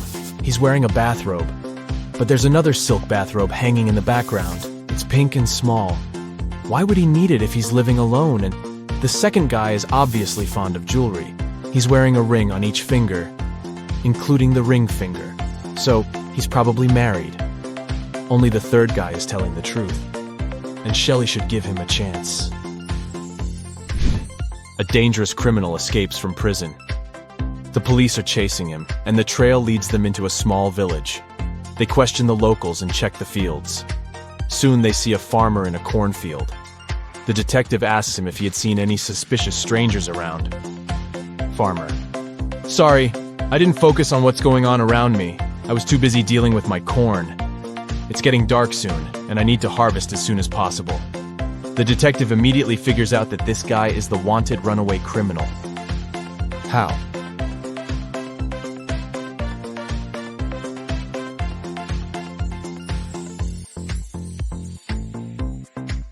Corn is not harvested like this, so he can't be a real farmer. Can you see any odd details here?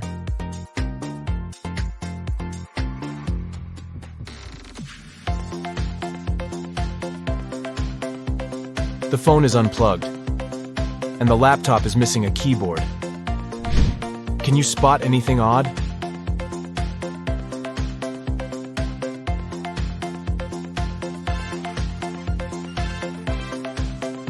Take a look at this guy. His fishing style is pretty weird. What about this scene? What are they doing wrong?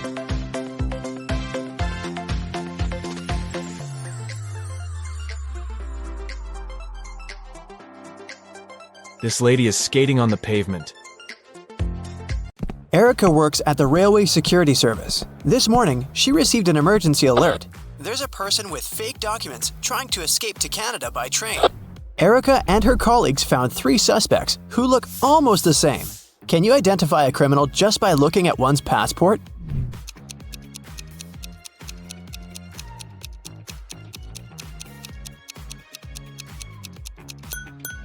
No matter what country a person is from, no passport can have a photo with mountains in the background. So these documents are fake. Bob is a college teacher. He invited his worst student, Dan, for a conversation. Bob wants to test the guy's logical thinking. He says, "If you tell a lie, I will expel you from college. And if you tell the truth, I'll still expel you." What should the student say to stay in college?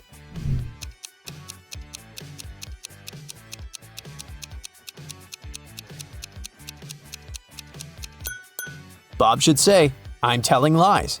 This phrase will create a paradox because it cannot be a lie or the truth. Nancy has 10 bowling balls. Her brother Josh decided to check her intelligence, so he asked Nancy to place those 10 balls in 5 lines, such that each of the lines has exactly 4 balls on them. Can you help her accomplish this task?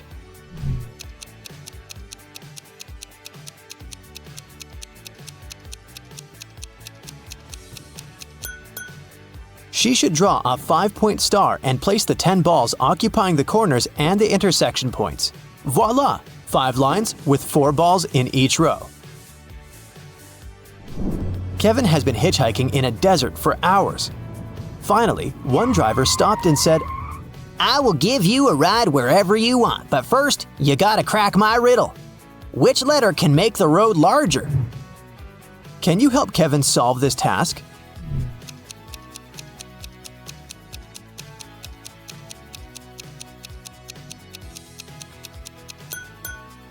The letter B can turn road into broad. Alex is a shepherd. He had 30 sheep, out of which all but 13 ran away. Can you calculate how many sheep Alex has now?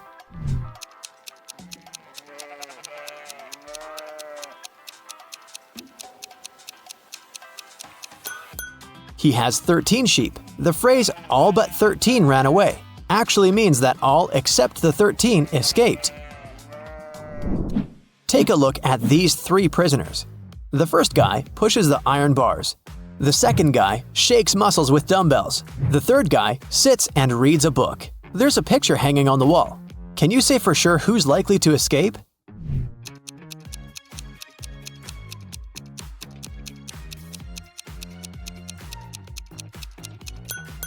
Take a closer look at the third guy. Can you see the sand under the painting? He must be digging a tunnel and covering it with a picture, so he's the one who wants to escape. All Becky's shoes are black except 2. Also, all Becky's shoes are red except 2. And all Becky's shoes are yellow except 2. Can you calculate how many shoes Becky has in general?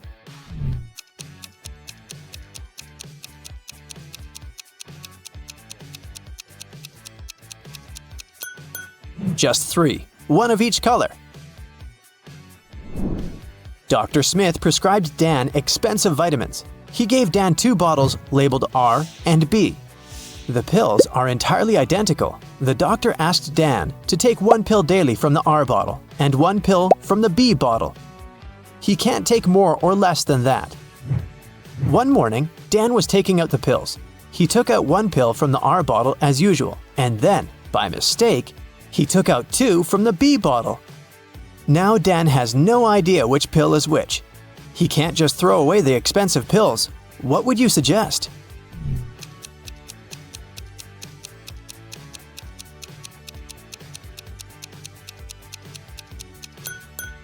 Dan should cut each of the 3 pills in half and put each half in 2 piles. Now each of the 2 piles will contain half of pill R and 2 halves of pill B. Now, Dan should take 1 more pill from the R bottle, cut it into half, and put the 2 halves in 2 different piles. This way, we'll know that each pile will have 2 halves of pill R and 2 halves of pill B, or 1 complete R pill and 1 complete B pill.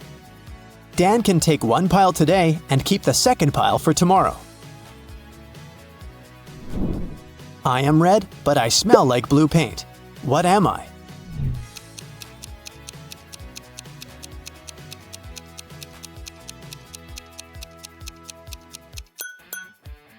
Red paint. Timmy's mother has 3 sons. She named her first son April. The next one's name is May. Can you guess the youngest son's name?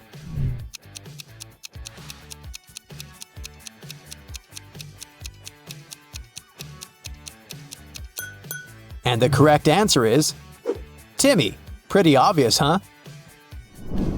Can you spot what's wrong in this picture?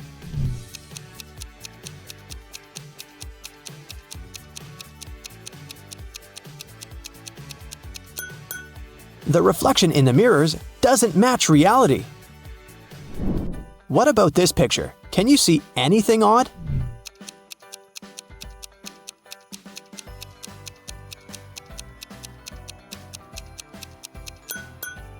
These 2 ladies seem completely fine, but there's a bandage on this guy's leg. No one would go to a swimming pool if they had big scratches, unless they're a zombie. The king of octopuses has sons, who have 6, 7, or 8 legs. The one with 7 legs always lies, but the one with either 6 or 8 legs always tells the truth. On a certain night, 4 sons meet and chat. The blue octopus says, "We have 28 legs altogether." The green one says, "We have 27 legs altogether." The purple one says, "We have 26 legs altogether." And the red octopus says, "We have 25 legs altogether." Can you identify the color of the son who's speaking the truth?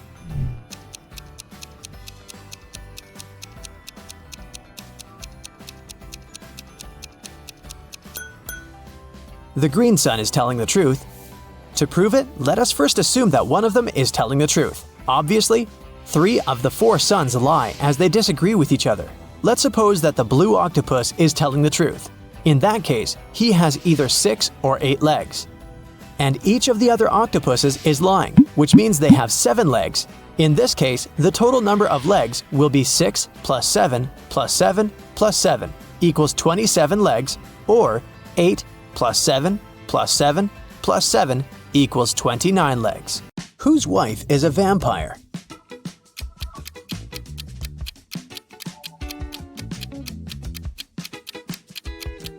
This guy's wife is a vampire because she only came to the party after sunset. Whose husband is a werewolf?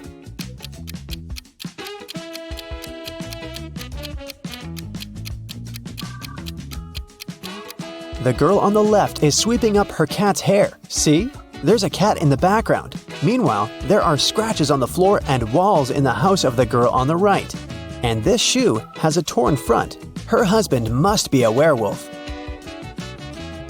Whose wife is actually a ghost?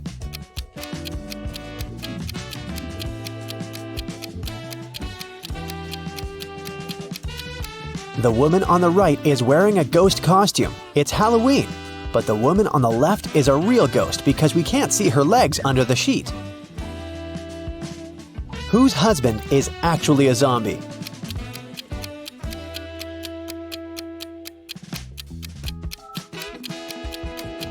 The man on the left is just sick.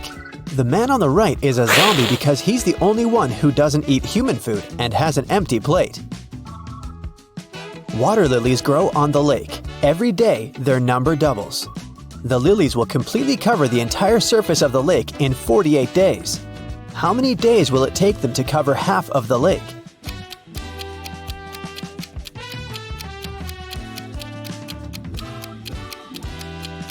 "47 days. You see, every day the number of the water lilies doubles. On day 48, the lake will be completely covered with lilies. It means that on day 47, there will be twice as few lilies as on day 48. Jack noticed that someone regularly ruins his lawn. He decided to install a hidden camera and figure out who approached his house most often. After 4 days, he decided to check the footage and immediately realized who the culprit was.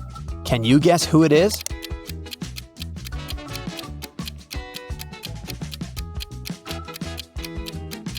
Jack's neighbor Karen ruins his lawn. She's present in all the photos, but she tries to disguise herself so that she can't be recognized. A woman didn't have her driver's license with her. She didn't stop at a railroad crossing when the barrier was lowered. Then, ignoring the stop sign, she moved in the wrong direction along a one-way street and stopped only after passing 3 intersections. Traffic police officers, seeing all this, decided not to interfere. Why?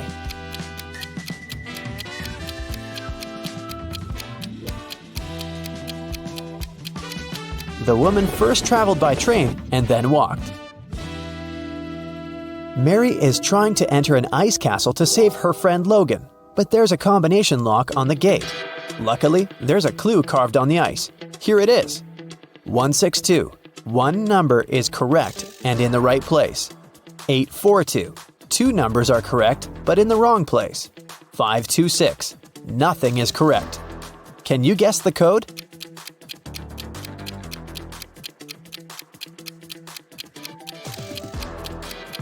The passcode is 184.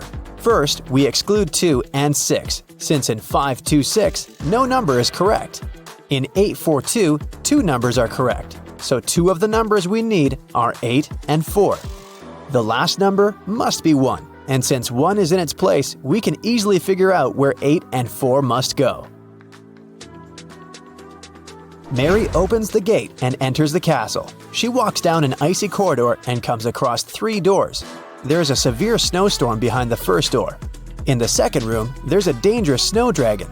And behind the third door, there's a lake covered with a layer of dark blue ice. Which door should Mary choose?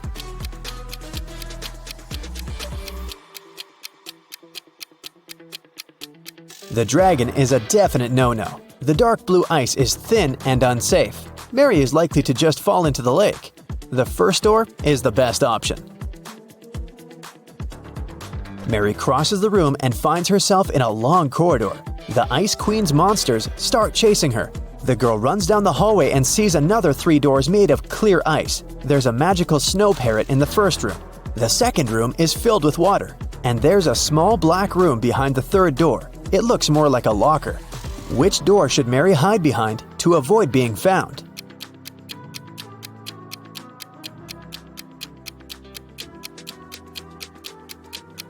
The Ice Queen's parrot behind the first door will scream when it sees Mary. The third door is a bad option because the doors are made of clear ice, so the monsters will spot her immediately.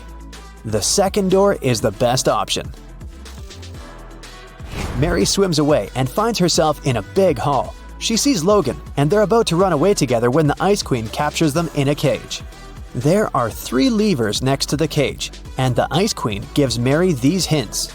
The first lever is going to open the cage, but they'll fall into a freezing cold underground lake. The second lever will open all the cages in the castle and release all the monsters that are inside. The third lever will open the cage, but only 1 person will be able to get out. What should the guys do?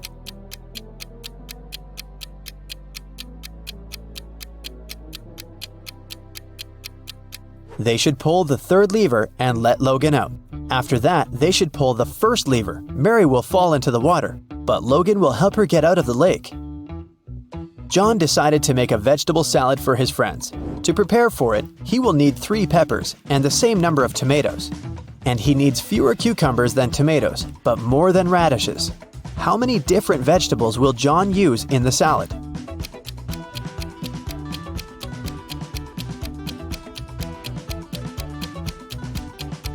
.3 peppers, 3 tomatoes, 2 cucumbers, and 1 radish.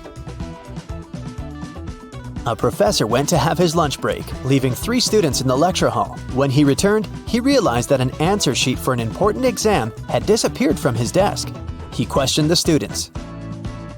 Kyle said, "10 minutes after you'd left, my mom called me and asked me to meet with her near the college building. When I returned, the sheet was already gone." Brian said, No one called Kyle. He took something from your desk and left. and Ryan said, "Brian is telling the truth. When we realized that it was an answer sheet, we ran after him outside, but he had already left." Who should the professor believe?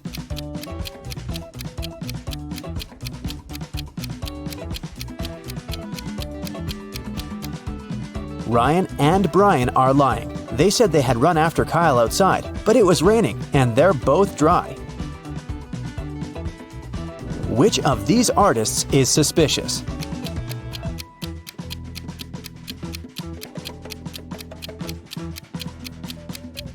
The girl on the right has been using orange paint, not red. Then why do her clothes have red stains?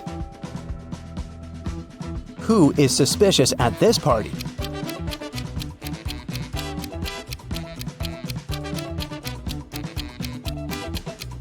The second girl marked this glass to know which of them contained poison.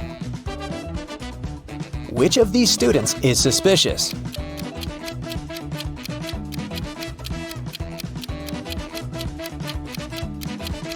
Student 3 only pretends to be writing.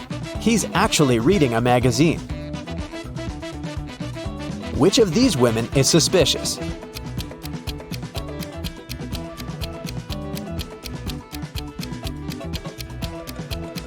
The woman on the right is only pretending to be pregnant.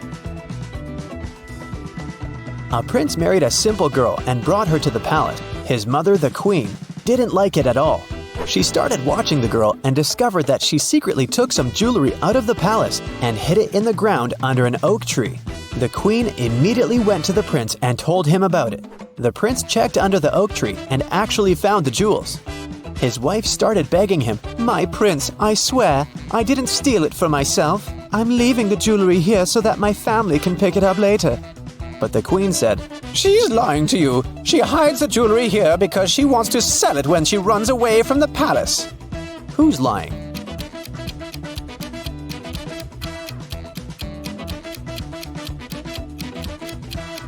The girl's lying. No one forbids her to visit her family or give them whatever they need openly. She hides it because she'll need the money after running away.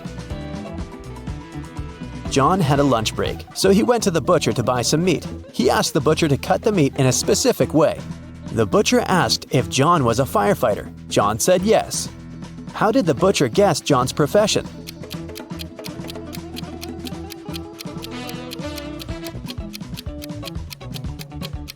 John was still wearing his uniform when he went on his lunch break. Mary went to the forest to pick some berries and mushrooms. Sometime later, the girl realized she had gotten lost. Suddenly, she heard the trees crackling behind her back. There was a monster approaching.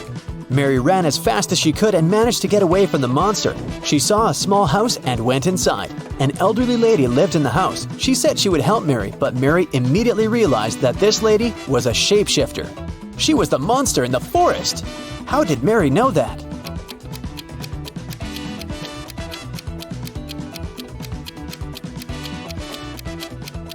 Have you noticed that the elderly woman has the same symbol on her hand as the monster had? Luckily, it turned out that the woman was not actually evil. She helped Mary to get out of the forest. The elderly lady from the forest has 3 cats: Snowball, Bella, and Lisa. They usually sleep on 3 different pillows: yellow, pink, and blue. Bella likes sleeping on the pink pillow. Snowball never chooses either pink or blue. Think about it and try to guess which pillow each of the cats sleeps on.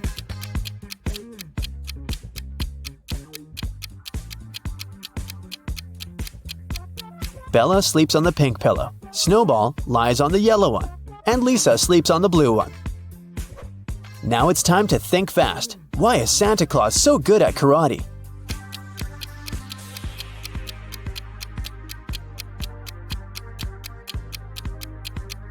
Because he has a black belt, duh.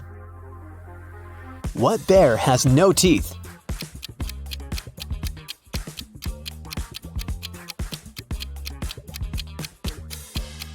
Marmalade bear. How can you make a rattlesnake cry?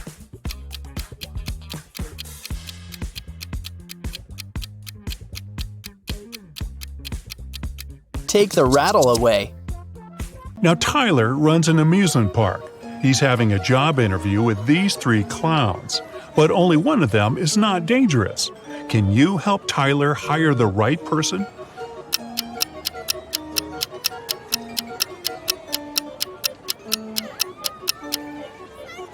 The first clown doesn't cast a shadow, so he's probably a ghost. And the third clown is stealing money from the second clown's pocket, so he's a thief. Therefore, Tyler should hire the second clown. Peter and Holly are having their first date in the amusement park. They decide to ride the Tunnel of Love. At some point, it gets pretty dark inside the tunnel, and after the ride, Peter finds out that his wallet is gone. Tyler calls the police and questions 3 customers from nearby swan boats.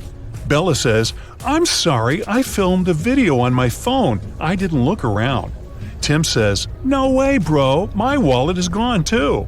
And Lisa replies, "In the dark, I felt someone touching my bag. I pushed the attacker away."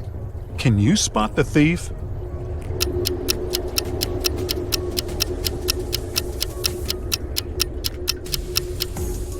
It's Holly. Take a look at her bag. There are 2 wallets inside it, and here's one more in her pocket. Tyler receives a curious delivery.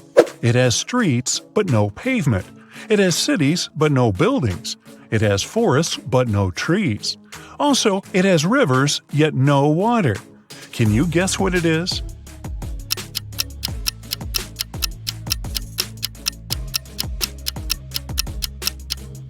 It's a map. There are 3 bakeries in the park. Wendy has exactly $100 and she needs to buy 100 cupcakes. She must spend the money entirely. Also, Wendy must buy at least 1 cupcake from each bakery. The first shop is selling each cupcake at 5 cents. The second one is selling them at $1, and the third at $5. How many cupcakes should Wendy buy from each bakery?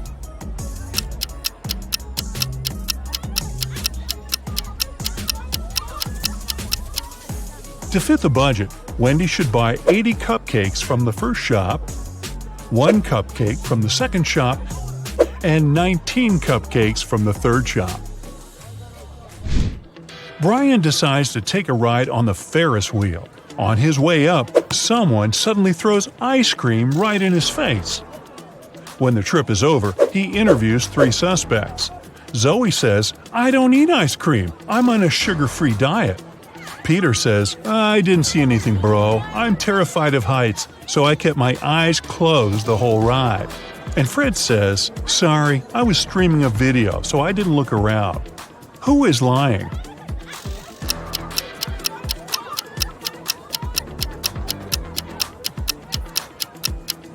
Peter. If he's terribly afraid of heights, why would he ride the Ferris wheel? Brian is wandering around the park. Suddenly, someone approaches him from the back and grabs his phone. The thief is wearing a mask, so Brian can't see his face. The thief runs into a cafe and hides among the customers.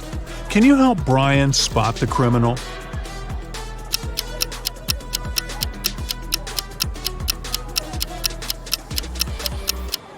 It's this woman. She's hiding Brian's wallet in the menu. Tyler is walking down the street after a long workday. Suddenly, he pushes this lady. Can you guess why?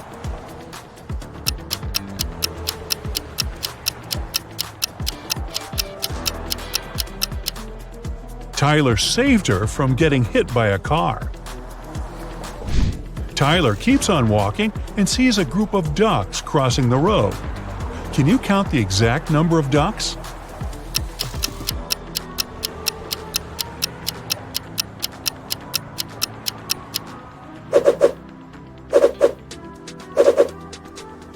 $16. Tyler enters a jewelry shop where his girlfriend Mary works as a saleswoman. Unfortunately, he finds her unconscious on the floor. He calls doctors immediately. They figure out that Mary was poisoned. Tyler questions 3 witnesses. The cleaning lady says, "I was cleaning silver jewelry in the storage room." The guard said, "I was having a lunch break outdoors and talking with my friend." And the boss says, "I had a business meeting in another part of the city." Can you help Tyler figure out who poisoned Mary?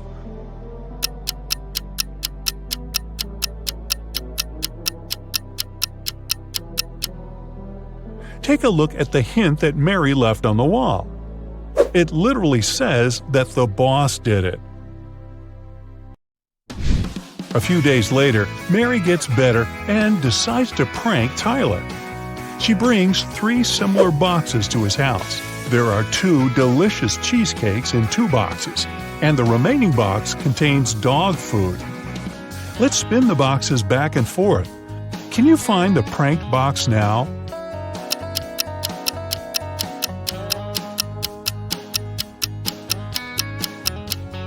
Aha! The second one.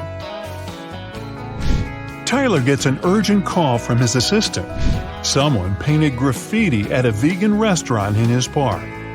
Tyler interrogates 3 employees. The cleaner says, "I had an urgent call from my mother, so I went outside the restaurant to the backyard.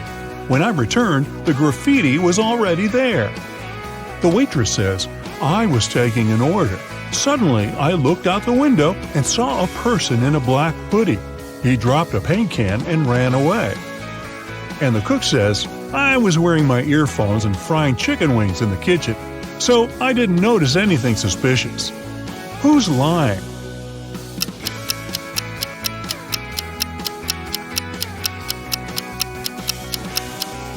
The cook. It's a vegan restaurant. Why would he fry chicken wings? After getting exposed, the cook pushes Tyler away and escapes from the restaurant. Tyler follows him. The cook hides in a carnival tent. He puts on a costume to blend in with the crowd. Can you help Tyler find him?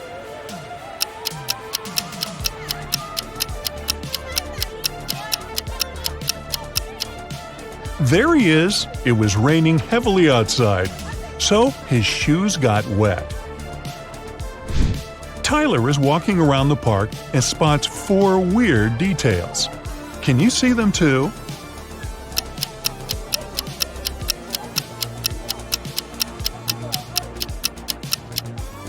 This teddy bear has 3 ears. There's no July 34th. There's pink ice cream inside the chocolate ice cream box. And this old lady is carrying a crocodile in a stroller. There are 3 fortune tellers working in the amusement park: Zelda, Salma, and Freya. One of them is an impostor.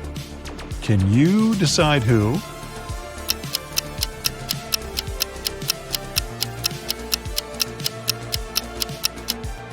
Salma has an earphone in her ear, which probably means that someone is helping her when she tells fate. Later that night, Tyler finds Zelda lying unconscious at her workplace. There's a weird note in her hand. Tyler calls the doctors and the police. He also finds out that Zelda had only 5 customers that night: Alex, Rick, Emma, Rose, and Zoe. Can you figure out who's guilty?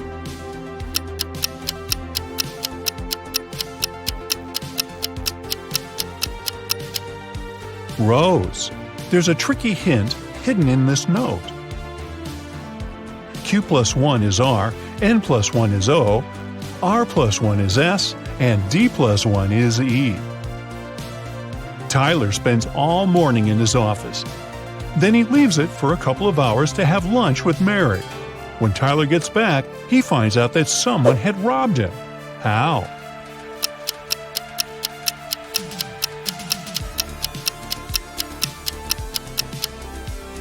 These 6 items are missing. Tyler is checking out these clowns' makeup before their performance. Can you spot the odd one out?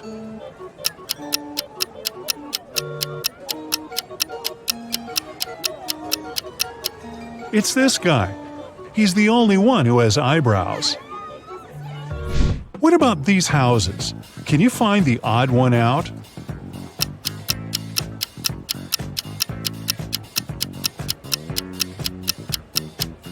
Yup, it's this one.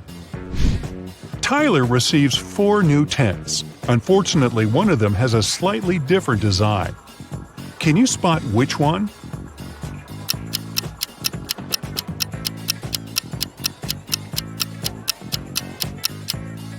The second tent doesn't belong here.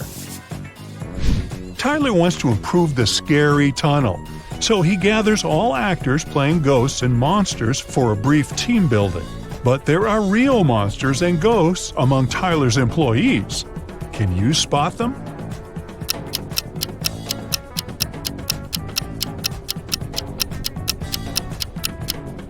This guy is too transparent for a human. He's a ghost.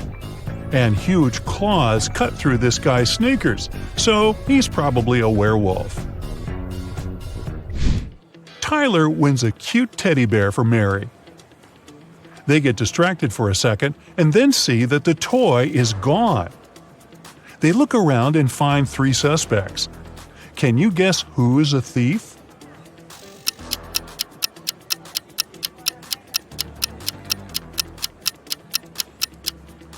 Although this lady is holding a similar teddy bear, it still has a different bow.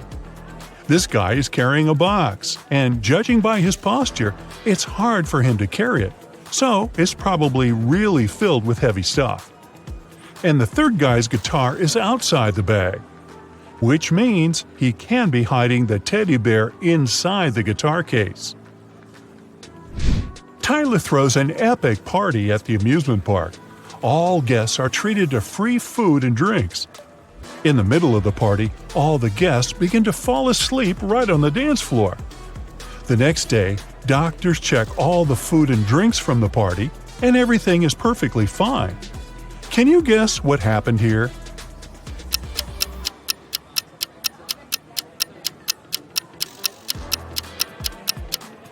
These balloons were filled with sleeping gas. In the middle of the party, they burst and made the guests fall asleep. It was Emmanuel's dream to become the greatest detective in the world. But to do that, he needed to get accepted to the International Detective Academy. On their entrance exam, they wanted to test the visual perception skills of the potential students. So they gave students 3 images and asked them to find out what was wrong with them. The one who spotted the abnormality the fastest would get in. Here's the first image. Can you help Emmanuel out?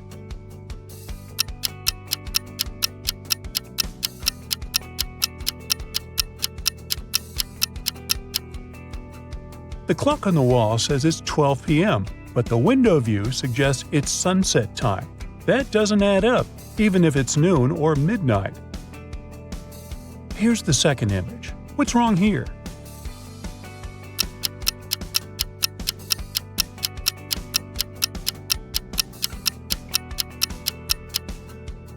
The lady sitting at this table appears to be reading a book, but she's holding it upside down. And the last image. Spot the weird thing real quick.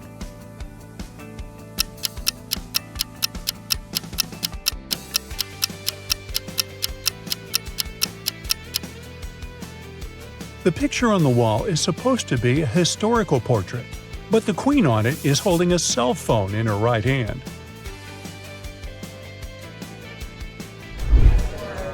The county detective agency got a call from the sheriff's office.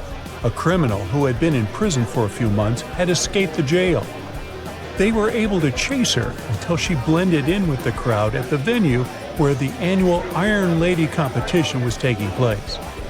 The president of the agency wanted to test the new recruit, Michelle, so he sent her to find the criminal without giving any information about what she looked like. Once Michelle arrived at the venue, two suspicious-looking ladies competing on the weightlifting stage caught her eye. Can you help Michelle identify which one is the criminal?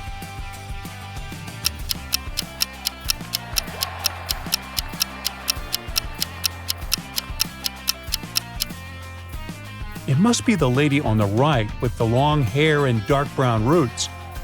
Since she was in prison for a few months, she wouldn't be able to dye her hair there. Arya, a brave knight, was seeking the enchanted sword to save her kingdom from a cyclops. However, it was guarded by an ancient dragon who loved to play games. When Arya finally made it to the top of the Misty Mountains where the sword was, the dragon greeted her and said, "Only the one who answers my riddle is worthy of wielding the sword. Tell me, what is it that given one? You either have two or none."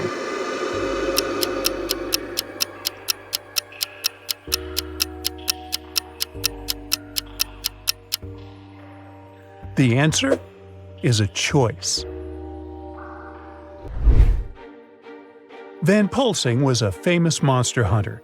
One day, he got a call from a couple who were the owners of an old mansion.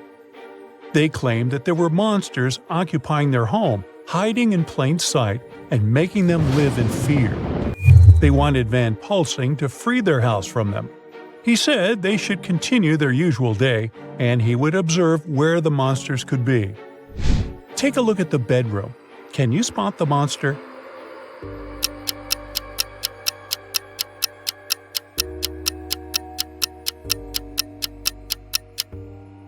Here, this is not a human hand. Where could the monster be hiding in this portrait room?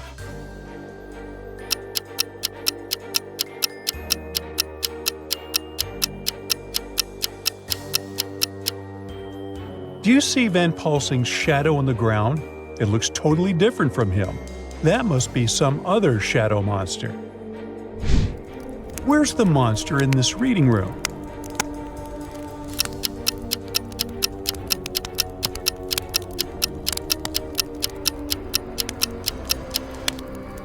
Look at these candles here. The flames are eye-shaped. That must be a fire monster. The main ice sculpture at the Winter Festival was mysteriously melted hours before the grand opening. Angelica, the event planner, got suspicious of three participants: Derek, who was setting up food stalls, Olivia, in charge of decorations, and Sam, who was nowhere to be found earlier. Can you help her figure out who sabotaged the sculpture?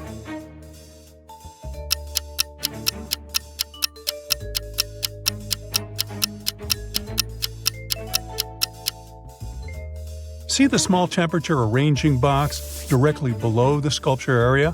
It is password protected. And look at Olivia's palm. There are numbers written on it, which appear to be some sort of a password. It must be her who tampered with the system to melt the sculpture.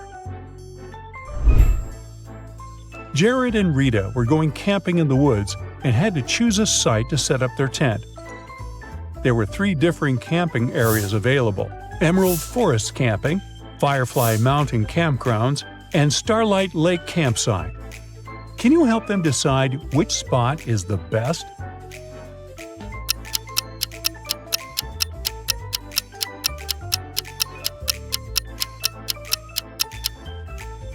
Look at this tree in Emerald Forest Camping.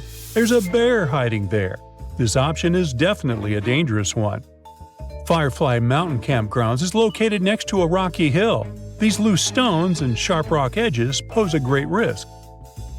So they should pick the Starlight Lake campsite. A famous sculpture went missing from the art school gallery.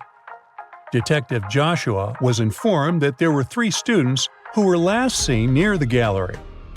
Alexandra claimed that she was sketching in her notebook.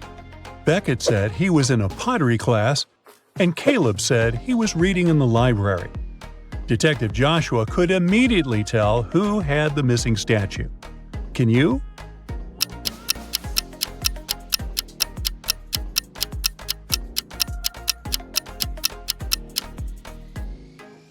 Check out Alexandra's sketchbook. Among her sketches, there's a detailed drawing of the missing sculpture, suggesting she took it to study and draw from it. The Museum of Art was doing a special exhibition of a very famous modern painting.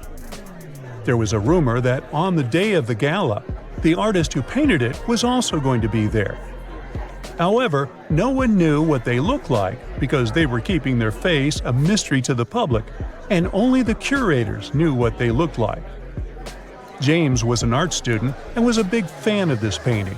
He had an invitation to the gala and was determined to meet the artist. Take a look at these three guests. Who do you think might be the artist of the painting behind them?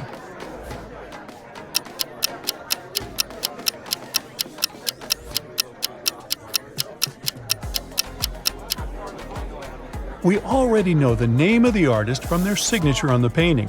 It's Ali. Now, even though the second guy here is holding an exhibition brochure with the same signature, look at the tag he has on his jacket. It says he's the curator, so he already knows what the artist looked like, and he's just another fan. Now, check out the third lady. She's holding a red-colored pen, just like the color of the signature on the brochure. She must be the one who signed it, so she's the mysterious artist. It was snowing a lot that winter.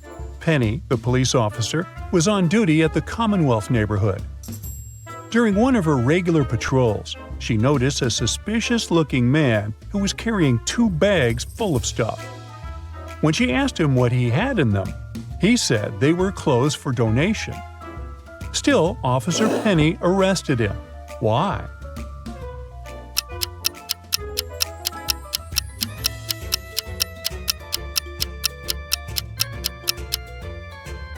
Look at the footprints on the snow. He left the house through the window after robbing it. If he lived there, he would rather use the door. Ellie went to the beach on a hot summer day. As she was placing her towel and umbrella on the sand, she noticed someone had dropped their diamond ring. She went to the beach guard and asked him to announce if anybody was missing their ring. After the announcement, 3 people, Jennifer, Shelley, and Marie, came and said the ring belonged to them. Can you help them figure out who is telling the truth?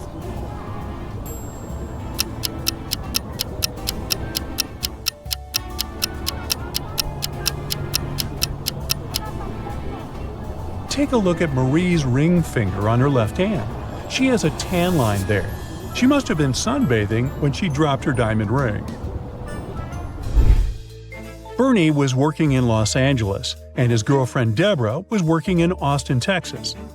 She was living alone in a studio apartment. They loved each other very much and talked all the time. They were keeping their long-distance relationship alive by exchanging photos every day. But one day, after Bernie received 3 photos from Deborah, he immediately called her and said everything was over between them. Can you tell why?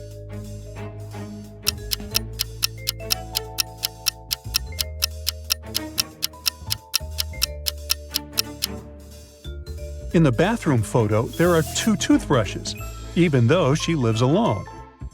In the living room photo, there is a man's shoe on the floor next to the door.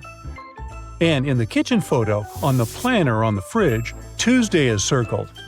And inside the circle, it says, Date Night with James. Deborah is clearly cheating on Bernie. 2 influential media moguls are having lunch at an expensive restaurant. They're discussing the merger of their companies. The transaction amount is several $billion. They're whispering since the terms of this deal are top secret, and they suspect that someone can hear them.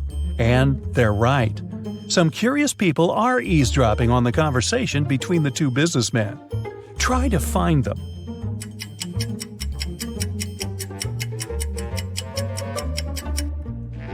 The girl at the next table is reading a newspaper that is turned upside down. She's obvious trying to overhear what the billionaires are talking about. This guy over there is listening to music, but the headphone wire is not connected to anything. Another girl is sitting at the table in the corner with a cocktail. But instead of an umbrella, there's an antenna in her glass. She's recording the conversation.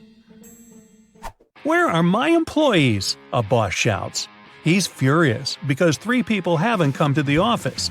He calls each of them to find out the reason. All 3 tell him they got ill.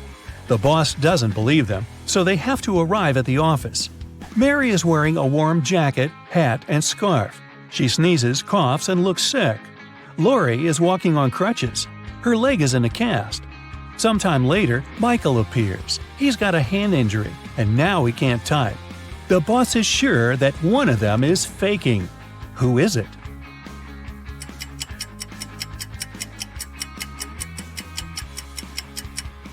Mike's left arm is broken, but his phone is in his left pocket. He must have used his broken arm to put it there, which means he's pretending. Apparently, he just didn't want to come to work. Jerry's walking through the woods. He's cold, hungry, and lost. The guy takes a few steps and stops because he hears something. He goes toward the source of the sound and finds a large clearing. There are 3 houses. Which one should Jerry enter?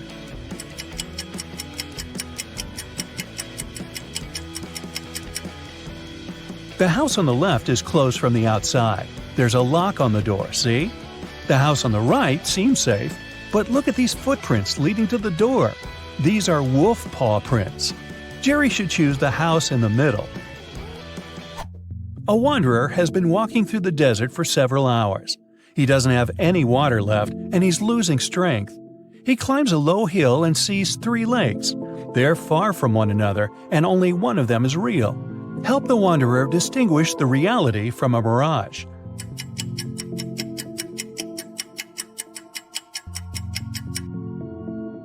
There are palm trees near all the lakes, but only one of them reflects the trees. It means that the lake on the right is real. You're walking along the beach. Suddenly, you hear a scream. A woman is calling for help. She's drowning. You run into the water and swim towards her. As soon as you approach her, you see 3 more people. They're all screaming, but only one of them needs help. The rest are mer people who want to take you to their kingdom. How can you find out which one is human?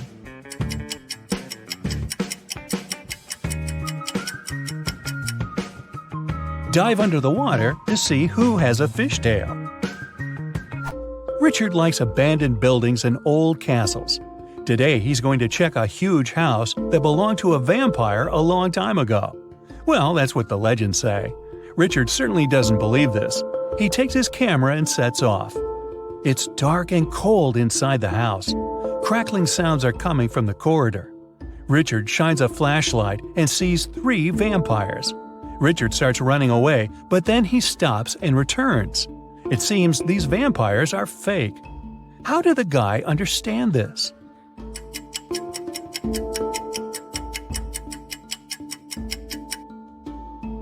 There's a mirror on the ceiling above the first vampire, and he gets reflected there.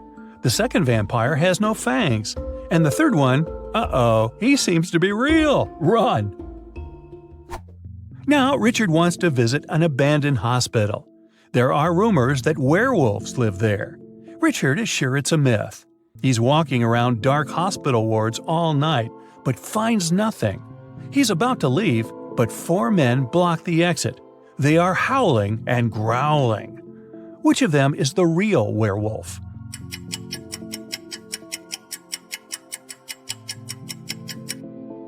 No one. The full moon is shining through the windows, but these people haven't turned into monsters. But still, Richard runs away. It seems these guys are really crazy. A rich man comes to an exhibition of modern art. He's going to buy a new painting for his collection. The owner of the exhibition shows him 3 works of different artists. In the first picture, there's a green triangle with a sunflower in the middle. The second painting is of a tiger taking a selfie on his phone. In the third picture, there's a flying house. The collector is sure that one of the paintings is fake. Which one?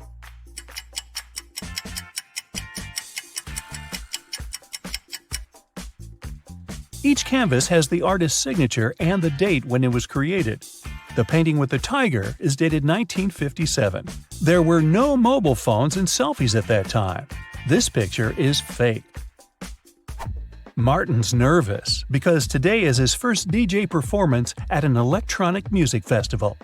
He goes on the stage. The crowd is cheering. Martin puts on his headphones and turns on the first track. Music is playing, but people aren't dancing. Why?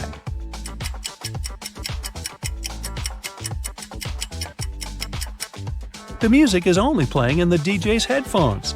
Martin hasn't connected the wire to the speaker, see? Sarah accidentally pulled a lever in a science lab and set free a group of mutant zombies. The 4 humans left in the lab needed to escape before the zombies caught up. To do so, they needed to cross an old rope bridge hanging over a massive gorge. According to the professor's calculations, the zombies would catch up with the lab team in 17 minutes. They needed to get everyone across the bridge before that. Sarah was the fastest one in the group. She could cross the bridge in 1 minute. The lab assistant, Dawn, could cross it in 2 minutes. But the janitor and the professor were way slower. The first needed 5 minutes, and the second needed 10 minutes to get to the other side. They also only had 1 lantern left. How could they arrive at the other side safely if the bridge could only hold 2 people at a time, and each group needed to carry the lantern to illuminate the way?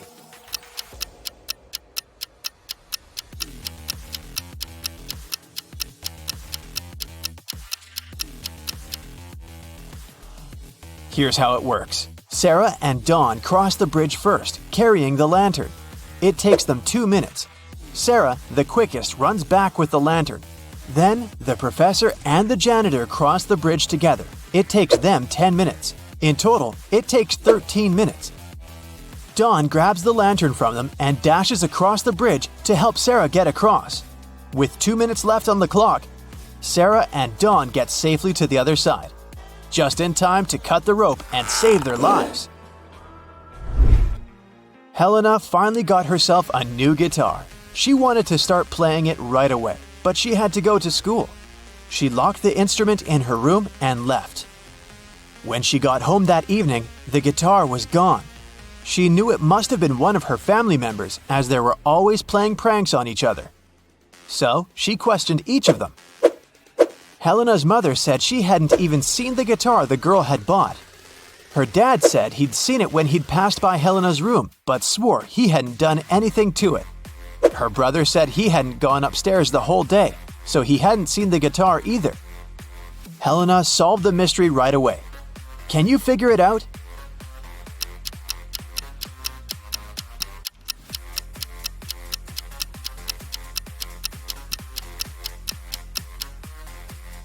Her dad is lying. He said he'd seen the guitar when passing by her room, but that would be impossible. Helena locked the door on the way out. John, Carl, and Ben are sitting on a park bench. One of them arranged to meet his 2 sisters.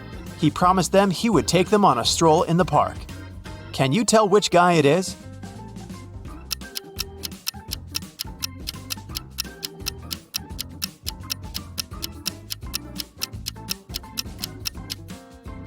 It's Ben. Look at his wrist. He's wearing 2 bracelets, probably made by his younger sisters. Josh was walking in a forest at night and came across an old castle. He was curious, so he found a way to sneak in and started walking down a corridor. Pretty soon, he met 3 cloaked figures. When Josh asked them who they were, they said they were 2 werewolves and 1 vampire. The trio told Josh that he had made a bad choice coming inside the castle. They said they wouldn't leave him unless Josh outsmarted them. Josh had to guess who the vampire was. According to the rules, he was only allowed to ask each of them the same question, and the question couldn't be, "Are you a vampire?" After a few minutes of thinking, Josh asked, "What's your eye color?" He guessed who the vampire was and was allowed to leave the castle. Why did he ask that? And how did that question help him?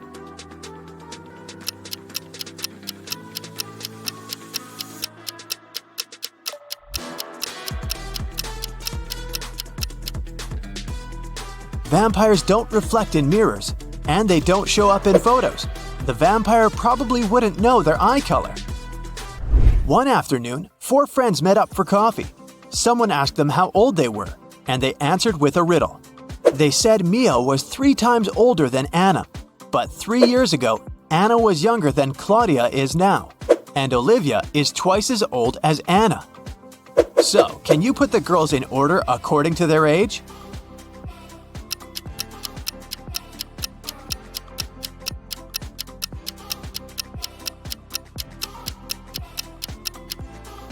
The correct order is Mia, Olivia, Anna, and Claudia.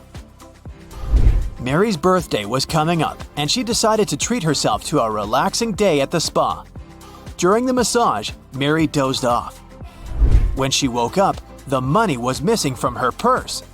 There were 3 suspects. The cashier, Erica, claimed that she'd been having lunch at the back. Catherine, the masseuse, said, "I went to the back of the store to get some extra oil." Monica, a customer, said she hadn't seen anything and had just been waiting for her turn. What do you say, Sherlock? Who did it?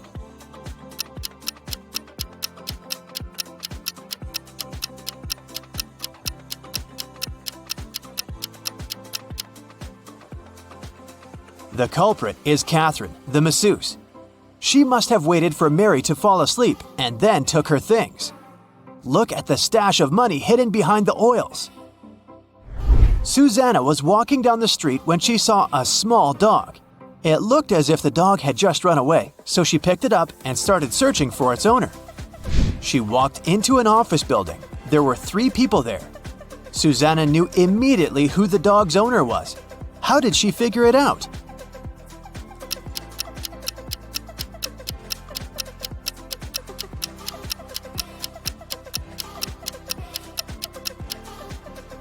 Look at the guy in the middle. He's sitting on a dog's leash. You've just come back from a long trip. You had to get a new suitcase to store all the things you bought.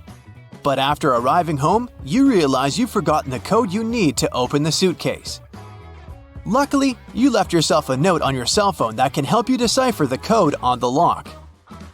682. 1 digit is correct and in the right place. 614. 1 digit is correct, but in the wrong place. 206. 2 digits are correct, but in the wrong place. 768. All digits are wrong. 380. 1 digit is right, but in the wrong place. What's the 3-digit code?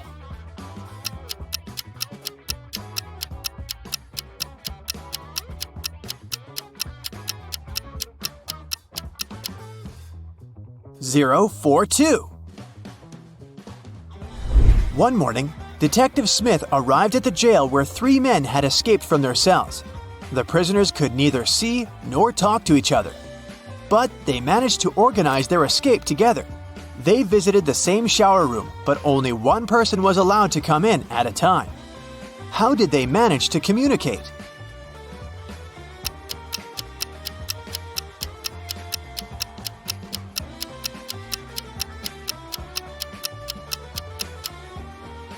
They wrote messages to one another on the bathroom mirror, used the steam to read them, and planned their escape together. On a Sunday morning, 7 friends went to the mall. Esme, Evelyn, and Elise grabbed a cup of coffee each, while Ava, Ella, and Emma decided to drink some refreshing soda. Can you figure out if Esther chose to drink coffee or soda?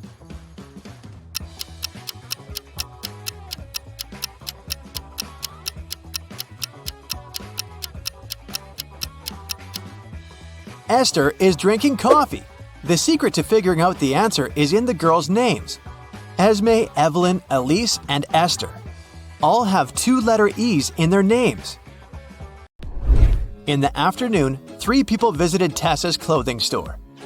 These 3 people were the only customers she had that day. The first person bought a belt and a purse. The second person bought a dress. And the third customer got a hat. One of them was a criminal, and Tessa reported them to the police immediately. Who was the criminal, and how did Tessa know?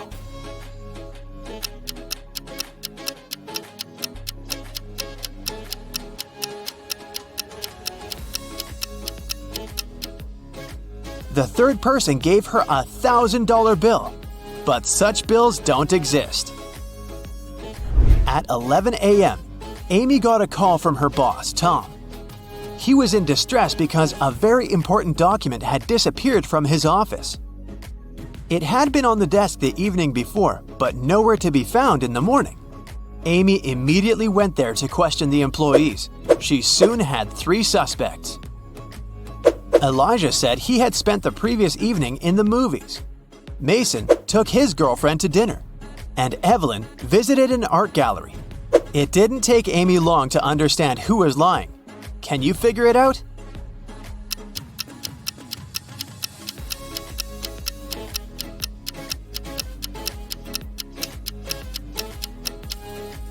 It was Elijah. Take a close look at his ticket.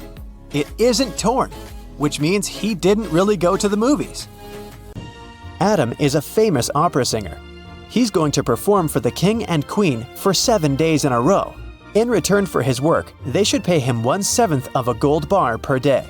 Adam doesn't accept prepayments. He requires a daily payment, which is 1/7 of a gold bar. What's the fewest number of cuts they should make to be able to pay Adam each day?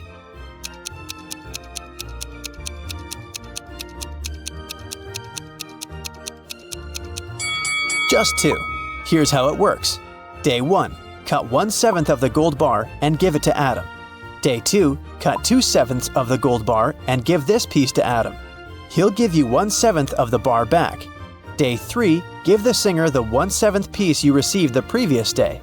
Day 4, give Adam 4/7 of the gold bar and he will give you the 1/7 and 2/7 pieces as change. Day 5, give Adam the 1/7 part of the bar. Day 6, give him the 2/7 piece and get the 1/7 one as change. And finally, Day 7, give Adam his final 1/7 piece of the gold bar. Jenny and Sam arrived at a picturesque campground. They had to set up a tent. There were 3 good spots, in the forest, in the field, and near the lake. Which place should they opt for?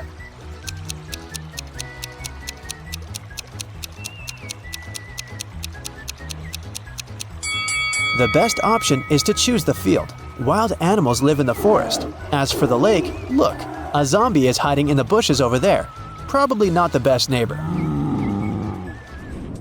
George was walking down the street. Suddenly, a wizard popped out of nowhere and teleported George to his castle. He offered the guy to choose between these 3 doors. There's a hungry tiger behind the first door. There's an angry dinosaur behind the second door. And the room behind the third door is filled with toxic gas. Which door should George choose?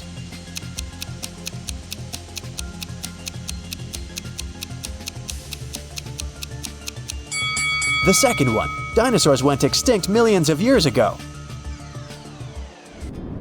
Jerry has an apple tree. The number of apples on his tree doubles every week. After 30 weeks, the tree is completely covered with fruit. Can you guess how many weeks the tree needs to get half covered with oranges?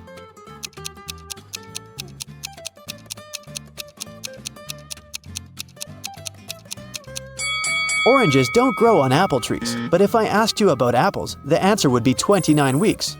Because, as we know, the number of apples doubles every week. In the ocean, there's an island. On the island, there's a house. In the middle of the house, there's a glass of water. Inside the glass of water, there's a coin. What's in the middle of the ocean?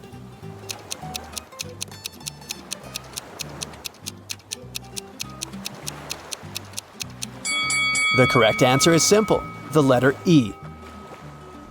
Harry went to a party. He liked these 4 ladies. He wanted to talk to one of them. Which one should he choose?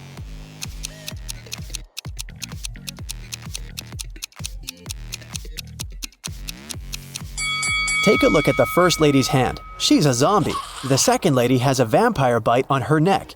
She can turn into a vampire any minute and ruin the date. And the fourth lady is a ghost. So Harry should go and talk to the third lady. Hello. Detective Thomas received a call from Holly. She said, "Please come over. I got robbed. It happened so fast. I left my purse in the backseat of the car. When I stopped at the traffic light, someone opened the door and snatched my purse." Detective Thomas hit the road and rushed to the crime scene. But when he saw Holly, he realized that she was a liar right away. How?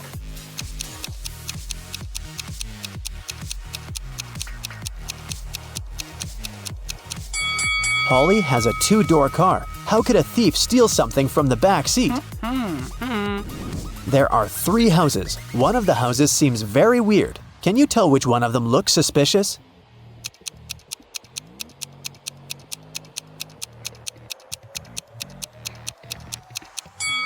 Look at the footprints. They lead to and from houses 1 and 3, so people come and go from those houses. As for the second house, the footprints only lead in one direction, inside. People come in, but they never go out. Take a look at this messy floor. Can you count the number of laptops that you can charge with the help of these extension leads?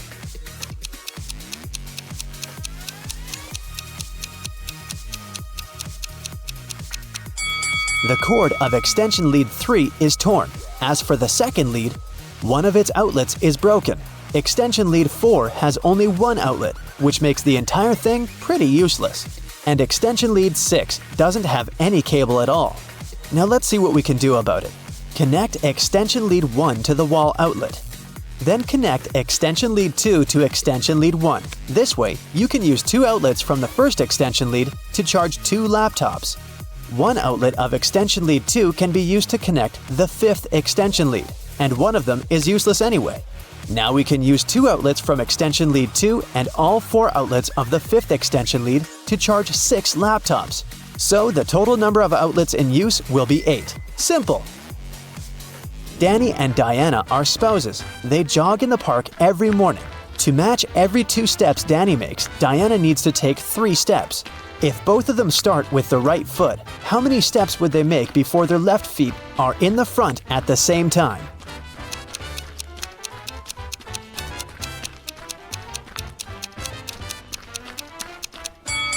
They'll never reach that goal. Here's how it'll go. I'm a 5-letter word under you. Remove the first letter and I'm above you. Remove the second and I'm around you. Who am I?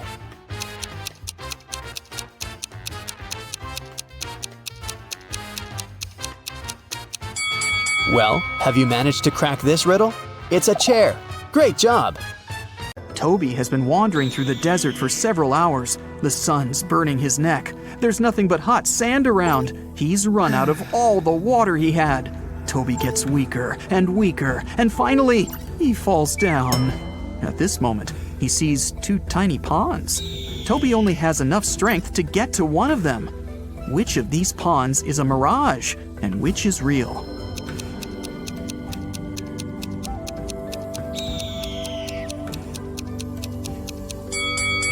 The left pond is real. See the clouds above it? It rained there, and the rainwater formed the pond. At the edge of the forest, quite far from the village, there was an old house. Its owner found his TV broken in the morning. Someone had smashed the screen. The owner called everyone who had been in the house that night: a cook, a cleaning lady, and a lawyer.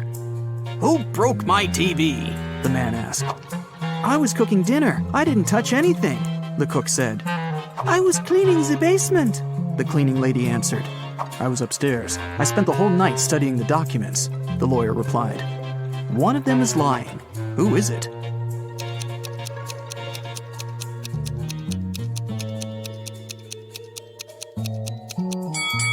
The lawyer.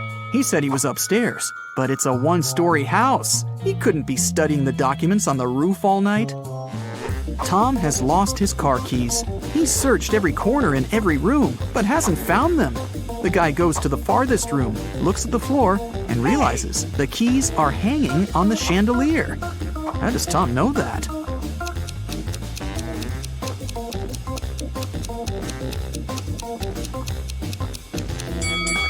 The floor is reflective. An elderly philosophy teacher began an exam. His students were sitting in their seats, listening to him. "Here's a task for you. Prove that everything that happens around me is real, and I'm not sleeping. Whoever writes the most convincing proof will get the highest points." The students had been writing for several hours. but almost no one got a good grade, except for one girl. She wrote an essay consisting of several words. What did she put on paper?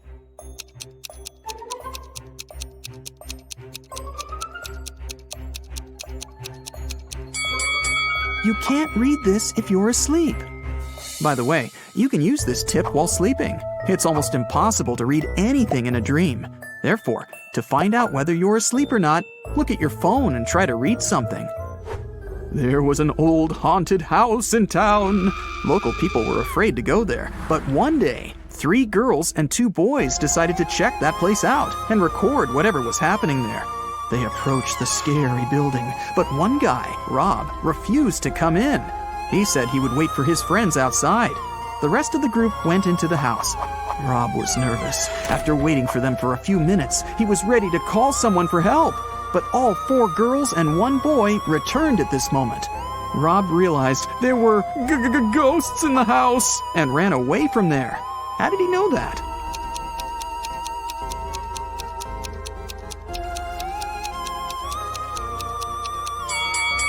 Three girls and 1 boy were in the house, but 5 people came out. 1 girl was a spirit. Rob saw her and ran away. Michael is walking along the sidewalk, holding his hands behind his back. A car appears from around the corner behind him. At this moment, Michael is walking near a big puddle. The driver accelerates. He's going to splash the water all over Michael. But at the last moment, he suddenly slows down and drives around the puddle. Why didn't he drench Michael?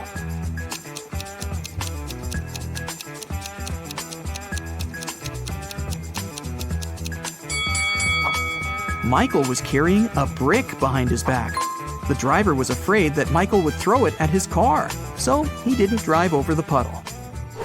Alexandra is walking around an old castle. There are lots of portraits of kings and queens on the walls. The corridor is lit by candles. Alexandra goes down to the first floor, where several people are dancing. The girl feels as if she has somehow traveled to the previous century. But wait a minute, this is all fake. How did the girl understand that?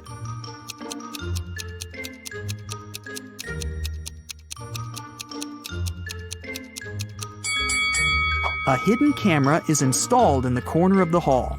Also, that dancing girl has a smartwatch on her wrist. See? It's morning. Bob leaves his house and goes to the beach. The sun is peeking over the horizon. The sea is calm. There's no wind. Bob sits down on the sand, closes his eyes, and begins to meditate. Several people come up to Bob and sit down next to him to meditate too. Bob opens his eyes, sees them, and realizes that something's wrong with these people. But what?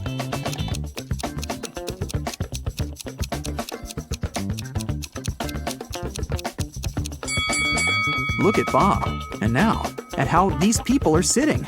They aren't touching the sand. Their bodies are half an inch above the ground. Okay, now let's check and see how many correct answers you got. 0 to 3 points. Don't get upset. There's no need to try to find stuff everywhere. Sometimes you just need to trust your intuition. 4 to 7 points.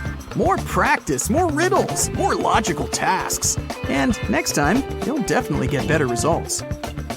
8 to 11 points. Oh, not bad. But sometimes you probably were inattentive.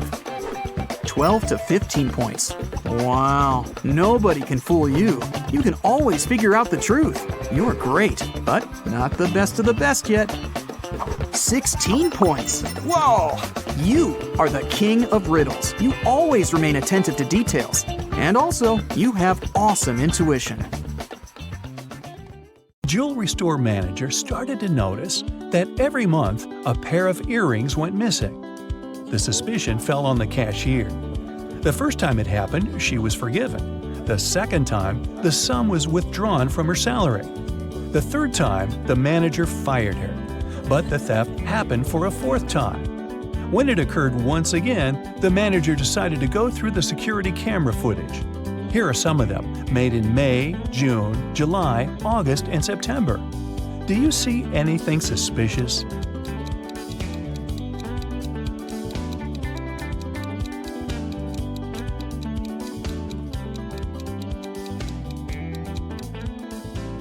On each of these recordings, there's a man with a cast.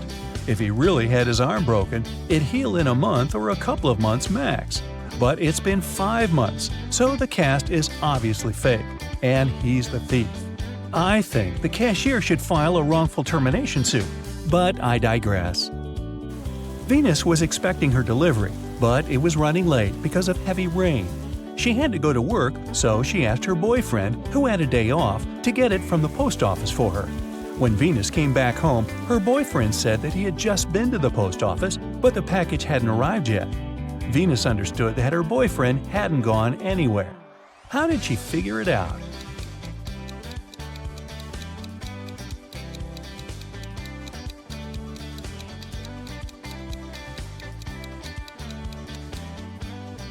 It's been raining all day, but the spot under the car is dry, which means no one's used the vehicle during the day.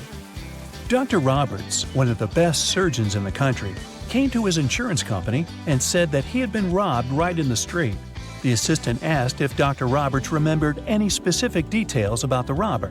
The surgeon said that he couldn't recollect anything because the robber had been fast. Plus, since Dr. Roberts had extremely poor eyesight, he hadn't seen him clearly. The assistant refused to proceed and said that Dr. Roberts was lying and hadn't been robbed. Why didn't he believe Dr. Roberts?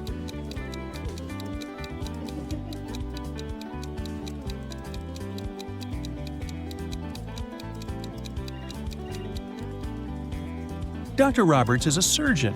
Surgeons usually have excellent eyesight. So why did a highly paid surgeon need the insurance money? There was a grand ball organized in honor of Ms. Dell's birthday, and half of the town was invited. Suddenly, the lights in the entire building went off for a couple of minutes. When the lights came back on, Ms. Dell's beautiful diamond earrings were missing. The main suspect was her distant cousin, Sylvia. But the girl said that she had been in the bathroom fixing her makeup. She didn't even notice that the lights had gone out because she'd been busy. Who is lying, Ms. Dell or Sylvia?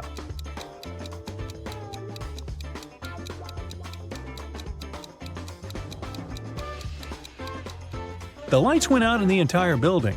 If Sylvia had been fixing her makeup, she would have definitely noticed that something was wrong. Hey, it's dark in here. In a parallel universe, it's only allowed to have fun and eat candies. No one ever reads or studies. Mrs. Relham came back home after a long day at the club. Her 3 daughters had been staying at home. The woman asked them what they had been doing. Hannah said she'd gone shopping for a new board game and then spent the day playing it with her friends. Elle said that she had been partying with her classmates in the pool. Ava said that she had been binge-watching TV shows all day and eating ice cream. Mrs. Relham could tell that one of her daughters lied. Who was it?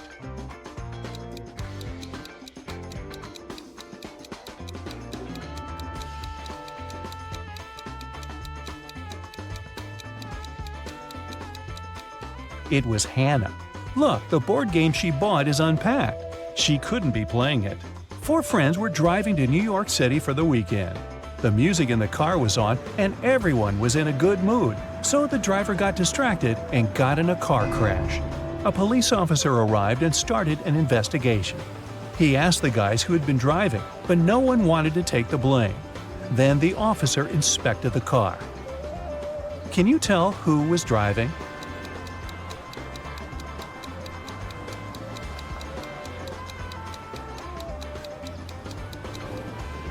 Look, there's a purse hanging on the driver's seat. It must belong to a girl. There's just one girl in the group, so she's likely to be the driver. Mrs. Miller came back home after work and asked what her daughters had been doing all day. They were all grounded and weren't allowed to leave the house or watch TV. Kaylee said that she had been doing housework and had just finished cooking pizza for dinner.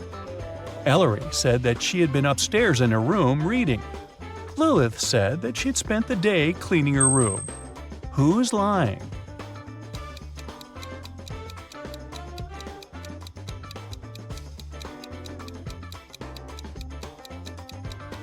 It's Kaylee. She said that she had made this pizza herself. But why is there a pizza box in the garbage? She ordered the pizza and was probably doing something else instead. It was a cold fall day. Mr. Jones was at home drinking tea and reading his newspaper. He also peeked out of the window from time to time. There, 4 teens, Mark, Davin, Bexley, and Penny, were having a picnic. Suddenly, a ball broke the window of his living room. The teens started to pack their things. They didn't want to confess who had done this. In the evening, Mr. Jones got a note, but inside there was just a question mark. Do you know who broke the window?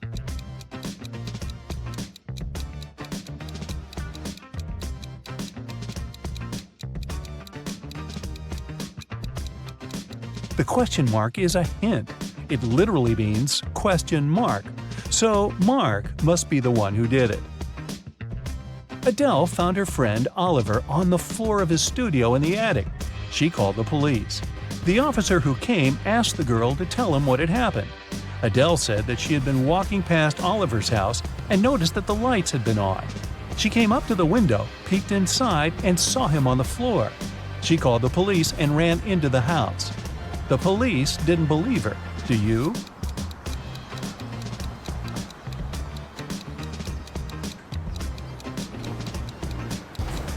No, it doesn't sound right. The guy was in the attic. Adele couldn't possibly see him through the window, unless she was 20 feet tall. Who is wanted?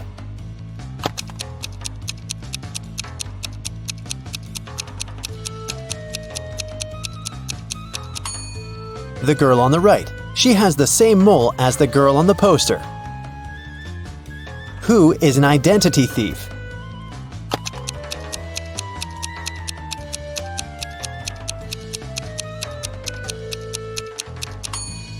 It's the man on the right. His real ID is sticking out of his backpack, which means he must be showing a fake ID.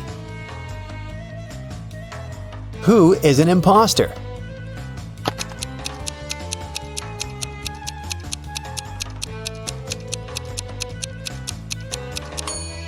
The girl on the left. The script she's reading is turned upside down. It means she only pretends to be an actress.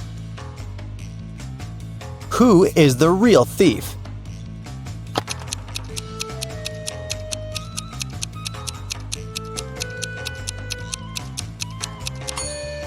Both of these men are thieves. While one man is distracting the girl, the other is preparing to steal her phone.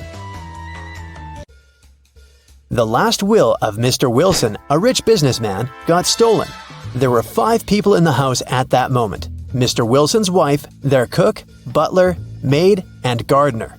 They all told the detective what they'd been doing that evening. Mrs. Wilson was sitting by the fireplace embroidering. The cook was making breakfast. The butler was supervising several workers in the living room. The maid was sweeping the floors in the hallway. The gardener was watering the plants in the greenhouse. Right after this conversation, the detective arrested the thief. Who is the culprit? And how'd the detective figure it out?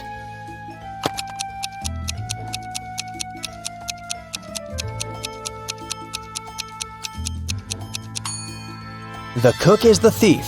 He said he'd been preparing breakfast, but the crime happened in the evening. Lily owned a flower store. One day, she got a call from the police. They told her that her shop had been robbed. When she arrived, shards of glass were on the ground near the store, and the pots and plants inside were broken. The police questioned 3 suspects. Jacob, Lily's ex, said, "I was in a hurry and didn't notice that the windows were broken when I was passing by the store. I only realized what had happened when the police called me." Camille, Lily's friend, said, Lily asked me to help her with something in the store. When I arrived, everything had already been broken. I called the police immediately. Matt, Lily's ex-coworker, said, I was walking nearby and I saw someone breaking a window and sneaking into the shop. I left my phone at home, so I ran to the police station. Can you guess who's lying?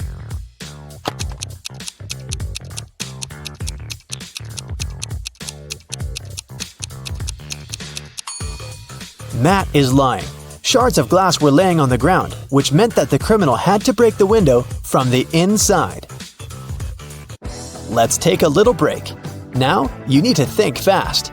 Mary's mom has 4 daughters. One daughter is called April, the second is named May, and the third daughter is June. What's the 4th daughter's name?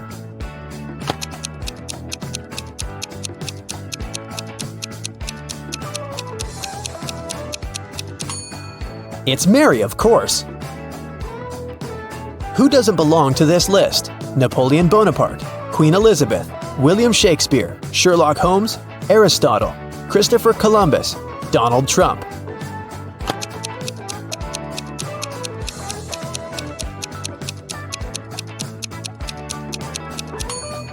Sherlock Holmes. He's the only fictional character on the list. 8 girls are in the house, and each of them is busy with something. The first one is cooking dinner. The second one is lighting the fireplace. The third girl is playing chess. The fourth one is reading a book. The fifth girl is drawing a picture. The sixth is cleaning up the house. The seventh girl is watering the plants. What is the eighth girl doing?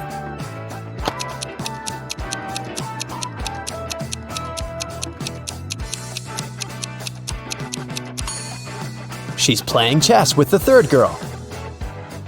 One woman turned 40 in 1850, but in 1860, she was 30 years old.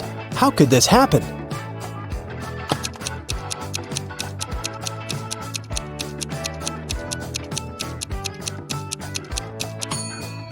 This could only happen if 1860 was earlier than 1850, which means that the woman turned 40 in 1850 BCE and 30 in 1860 BCE.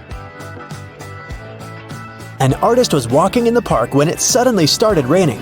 He had neither a hat nor an umbrella to cover his head. He also couldn't hide under a tree because the downpour was too heavy, and still, not a single hair on his head got wet. How can that happen?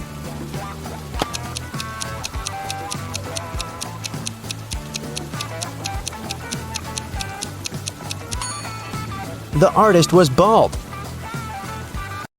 Now let's get back to our detective riddles. Robert won $1 million in the lottery. He decided not to tell anyone about this, including his wife. At home, he put his money in a safe hidden behind a painting. The next day, the money disappeared. The police invited all the suspects for questioning. Emily, Robert's wife, said, "In the morning, I went to my husband's home to clean up there. The safe was open and there was nothing inside." James, Robert's business partner, said, "Poor Robert, he always wanted to win a lottery. I stayed at home all day and yesterday and watched TV." And Mark, Robert's friend, said, "I was at the gym last night, then I went home. I can't imagine why anyone would do this." The police arrested the thief. Can you guess who it was?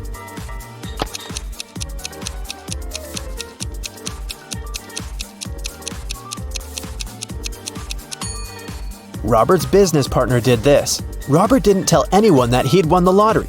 His wife noticed an empty safe when she entered the office, but she didn't know what was inside. Marina was participating in a figure skating championship. She was a very strong competitor, and many people believed she could win.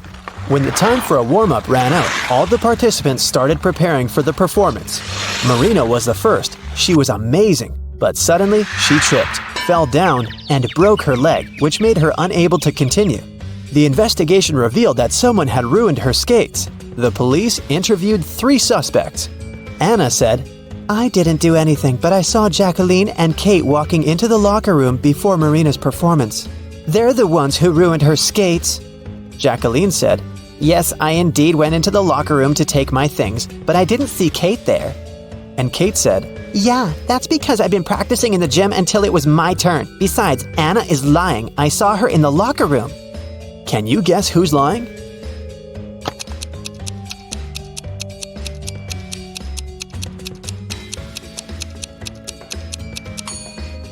Kate.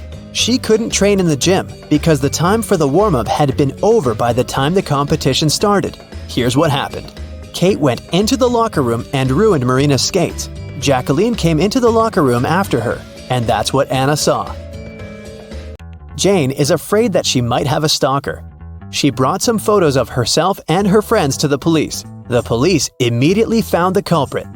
Who is Jane's stalker?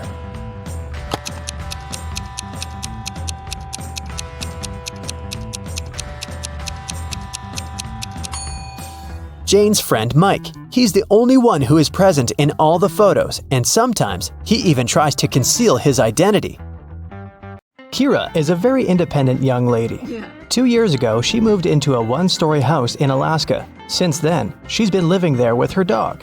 Her house is made of sandstone, and it's pretty cozy and warm. Can you guess the color of the stairs inside?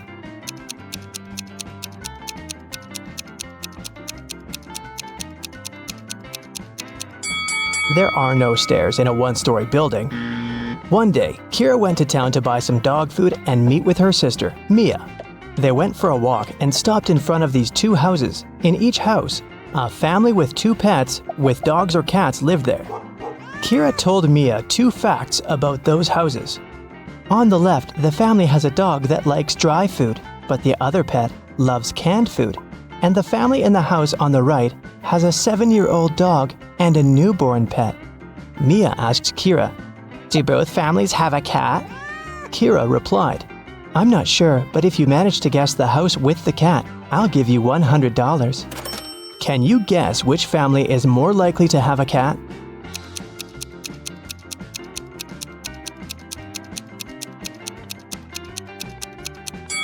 Okay, let's analyze this. The house on the left offers us 3 possible scenarios.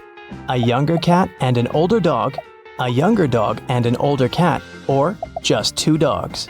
We can't consider a cat-cat option because Mia mentioned that there was at least 1 dog in that house. Now, all these 3 options are equally possible, and 2 of them include cats. So the chances of a cat living in that house are 2 out of 3. As for the house on the right, there are 2 possible scenarios. Since we already know that the older pet is a dog, here's the first possibility.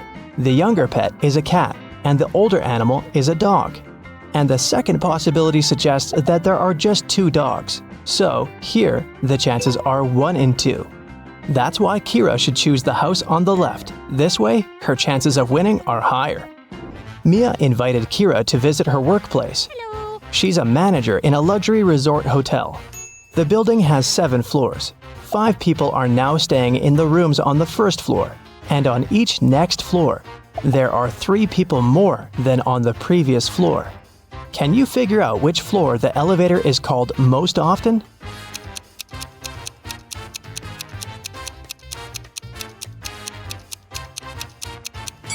To the first floor. Any person living not on the first floor has to call the elevator to get to their room. Will is a famous billionaire. He decided to stay in the best room in the hotel. He's got 3 gold bars that weigh 4, 2, and 1 pound respectively. The charge for the room is 1 pound of gold per day, and the hotel staff don't accept any advanced payments. Will wants to stay at the hotel for 7 days. How can he pay for the room?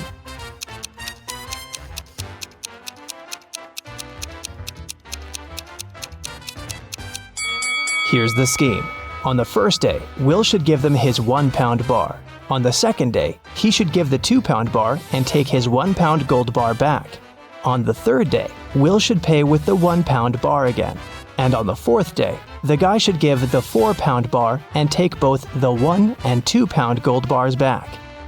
On the 5th day, he can pay with the 1 pound bar. On the 6th day, he can give them the 2 pound bar and take the 1 pound bar back. And finally, on the 7th day, Will should pay with his last 1 pound gold bar. Will offered Mia a deal. "If you crack my riddle, I'm going to give you the biggest diamond from my collection." He arranged these matchsticks in a square, which contained 4 smaller squares.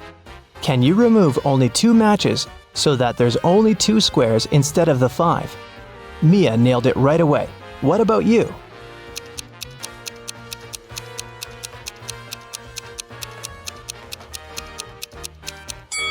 Here's the solution. You have to remove these matchsticks, and voila, you have only 2 squares left. Then Will offered Kira an opportunity to win a fortune. There are 100 precious red stones and 100 simple white stones in his collection. The billionaire gave the girl 2 different bags labeled heads and tails. She can put the stones wherever she likes. Then, Kira has to flip a coin and choose a stone from the corresponding bag, heads or tails. If it's a red one, she will receive all the precious stones, but if she picks a white stone, she'll get nothing. How should Kira distribute the stones to increase her chances of winning?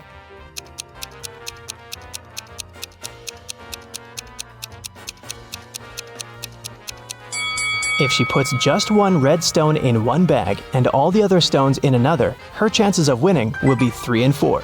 Let's wish her luck. There are both humans and werewolves in the lobby of this hotel. They look very similar, so you can't identify who is who by their appearance. Both people and werewolves tell either only the truth or only lies. These two handsome gentlemen came up to Mia and Kira. Adam said, "Bill is a lying werewolf and I'm a human." And Bill said, "Adam is telling the truth." Can you help Kira and Mia decide who these two guys really are?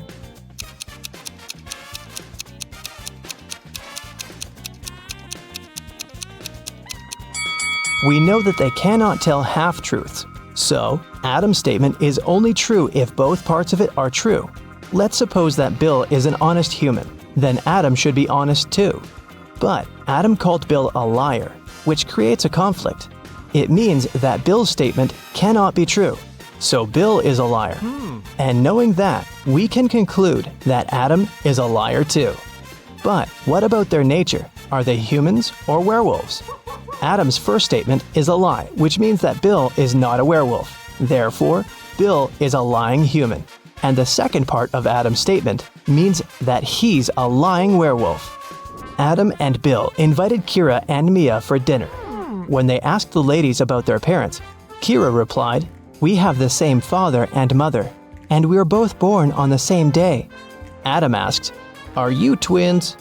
Mia replied, "Nope, no we're not. How can this be possible? Have you guessed?"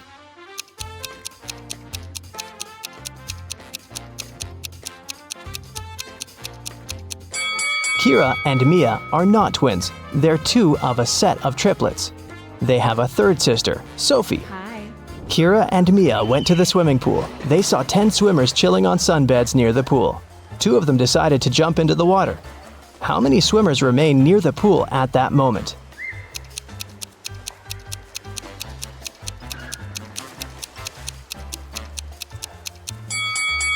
The 2 swimmers might have decided to get into the water, but it doesn't mean they've done it. Kira entered a very small dressing room. There were 4 cats sitting in 4 corners. There were 3 cats across from each cat. And at each cat's tail, there was 1 more cat. Can you tell how many cats there were in the room?